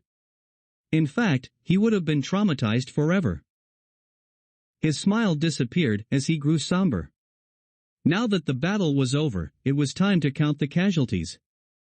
And the first name that came to his mind was, "We need to get to the others." I at least take the body to them, Kakashi quietly said, seeing Naruto's eyes swimming with grief. The let's go, Naruto agreed quietly. XXXXXXX. They found everyone in a long stretch of grassland. Niji's face was blank, and Tenten's was showing sadness. Naruto met Sakura's eye, and he closed his eyes for a moment to center himself. When she looked away from him, she had obviously failed to bring Gara back. Being the pragmatist, he had expected as such and never raised his hopes. Which was why he wondered whether it was a good thing to feel almost little to no remorse for the death of his brother-in-law. This might be the only time you get to mourn. Don't waste it. As always, Kurama's advice was correct. Naruto walked ahead of Kakashi and the group, right beside Gara. His bodily motions were slow as he sat down, Indian style, and took Gara's hand in his own. It was stone cold, as one would expect of a dead body, but it only drove the point home that Gara was gone. Forever. A single tear slipped out of his eye, his pained expression not changing in the slightest. Suddenly, a terrible thought struck him. Oh God, what will I tell Temari? He had promised his wife that he would bring her brother back, by any means necessary. He hated himself for breaking that promise, and he hated his own mind for bringing it up, that technically, he had never specified whether Gara would be dead or alive. He already had a strong suspicion that Gara won't return alive from this mission, and he didn't have the courage to tell it to Temari, for she would have fallen into depression if she knew that it was the most realistic scenario. The one that had 9 to 10 chances of happening. And now she will. His traitorous mind whispered. God, was it possible to hate yourself for being right about these kinds of things? Chio stared at the silently mourning blonde. His breathing was surprisingly normal for one who had tears flowing from his eyes, which were blankly staring at Gara's face. Seeing what her grandson had become and then seeing him die was difficult, but not as much she had expected. What was harder to believe was that he had taken another Kazekage from Suna for selfish purposes. Gara had been a good Kazekage, despite his difficult upbringing. Not powerful as his predecessors just yet, but he had potential. He had won the admiration of Suna in spite of everything he had suffered due to being Suna's Jinchuriki. She had expected that one day, things would reach a breaking point and Gara would just snap, giving his father the reason to kill him. Instead, Konoha's own Jinchuriki defeated him, fixed his seal and made Gara see reason that killing everyone in his path did not prove his existence. Now that she had met him, Chio could see why Temari loved and admired him so much, and why Gara held him in a regard that he held no one else in. Uzumaki Namake's Naruto had a will and strength in him that was rarely ever seen in the world. She took a few steps forward, kneeling by Naruto. She nudged him, gruffly whispering, "Step aside, boy." She may not have been able to give Sasori at least one of his parents back, but she would try her hardest to do something right for once, and give Suna its Kazekage back. The voice broke him out of his trance, and his anger bubbled to the surface when he realized just how much suffering Gara had to take because of this woman. His facial muscles creased into a glare, which was made even more expressive by his red eyes and flowing tears. Wasn't making him suffer in life enough for you, that you want him to suffer in death as well? He hissed. He was pleased to see her flinch at his remark, but she only steeled herself and repeated her order. Move aside. Naruto. Sakura softly spoke, putting a hand on his shoulder. Naruto took a deep breath and stood up, giving Chio some room. He saw her place her hands on Gara's chest, and after a pause, Chio's chakra became visible in a ripple of power. What is she doing that you haven't done, Sakura? Naruto questioned, eyeing Chio curiously. She's bringing Gara back to life. Sakura firmly stated, yet Naruto detected a hint of sorrow in her voice. He turned his eyes back to Chio, this time with a calculative look. He had no idea such a technique existed, but there was no doubt in his mind that it carried an equally great risk. Bringing someone back to life? What could be the risk equal to that? Try throwing your own life away for an answer. Naruto immediately understood. So Chio was basically trading one life for another. He almost felt bad for snapping at her earlier now. Then he noticed that the glow around her hands had dimmed considerably. She was running out of chakra. He walked around Gara and sat down, placing his hands on hers. She looked at him with surprise, but he only looked at her with a determined look. Take mine. I've got enough, he instructed. She nodded wordlessly, and drew on his power. The glow returned, this time brighter and stronger as Naruto's chakra, highly potent and brimming with life force, flowed from him into the jutsu.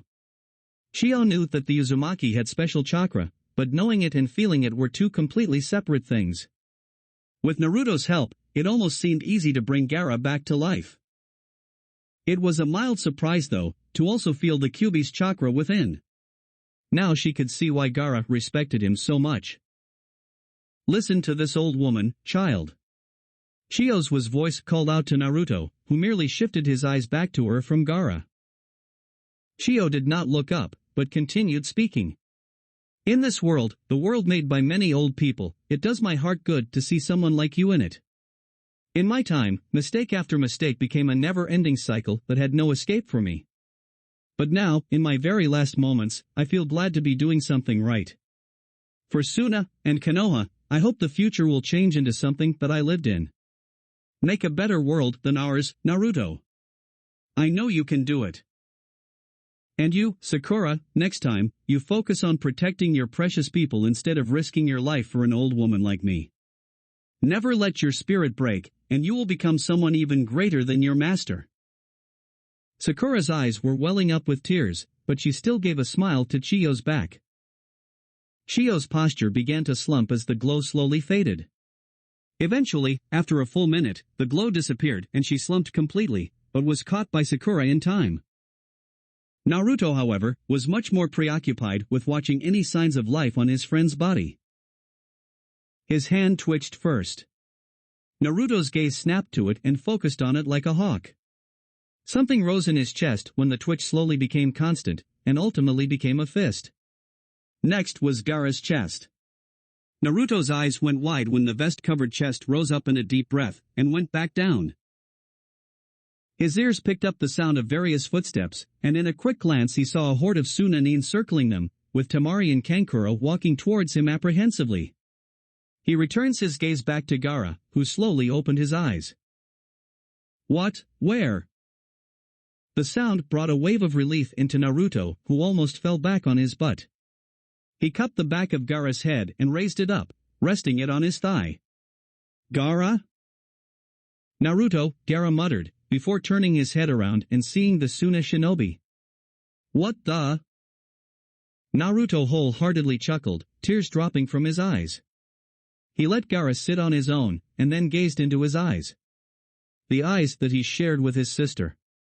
Don't die on me next time. Because if you do, Naruto's voice slightly broke here, I would never be able to look your sister in the eye. Gara's eyes went wide at the heartfelt revelation. Naruto just gave him a tight smile before standing up and offering a hand.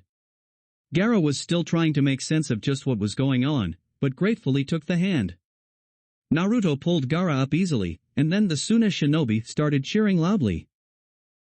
Kankuro stepped forward, grinning in joy. As your older brother, looks like I've no choice but to keep my little brother out of trouble from now on. Temari just stepped forward and pulled Gara into a hug, because she was sure she would just burst into tears if she started speaking. She pulled back and smirked at Kankuro. You had better. And he's still the Kazekage, so show some respect. Naruto put an around Gara's shoulders, pulling him into his side. He smiled at Temari. I told you we would get him back. Temari gave a tight smile, eyes still wet from tears. I know. Kazekage-sama, next time we'll definitely get you out of whatever mess you're in. Two squealing girls converged on Gara, and would have hugged him to death again if their attempt to shove off Naruto had been successful. As it was, Naruto merely looked at the girl with disdain and annoyance. The girl suddenly became nervous and blushed heavily when she realized how strong Naruto was if his biceps were any indication. She had put in quite some force in that push. While Naruto was annoyed and merely stared her into nervousness, Temari was much more active in her approach.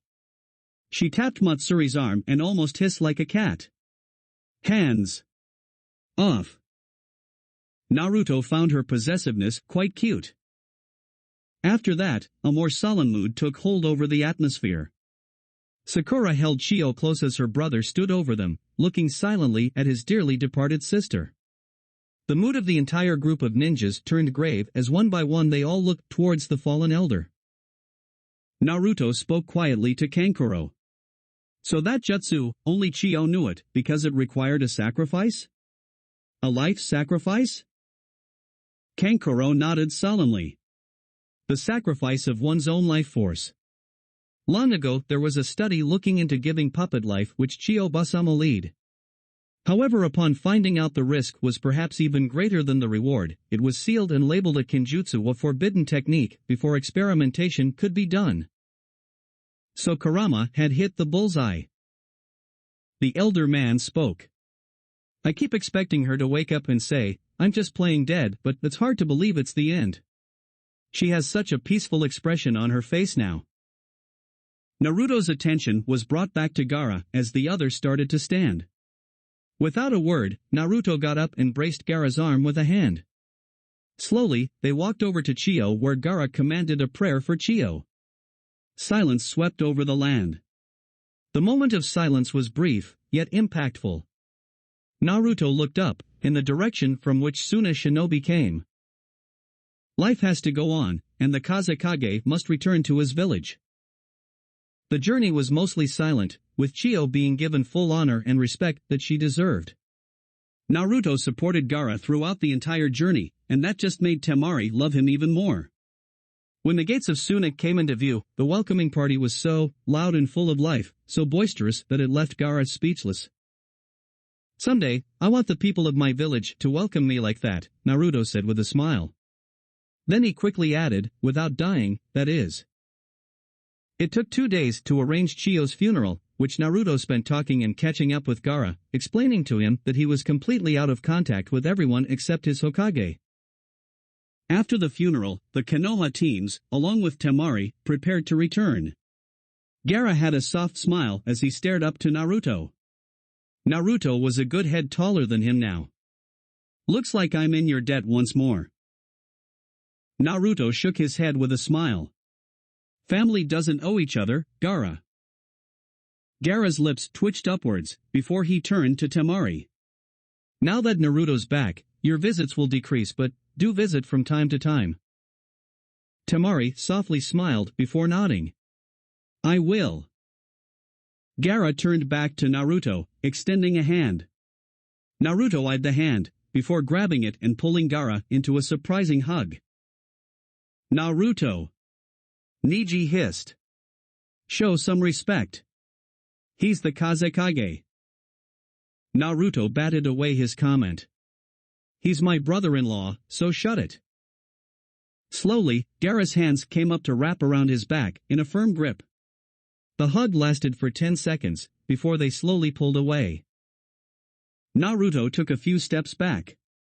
I'll keep in touch, Gara. That would be nice. They wave each other one last goodbye before finally turning around and walking back to Konoha. Naruto's chest tingled, and it was the good kind of tingle. He felt he'd accomplished something of importance, and it felt good.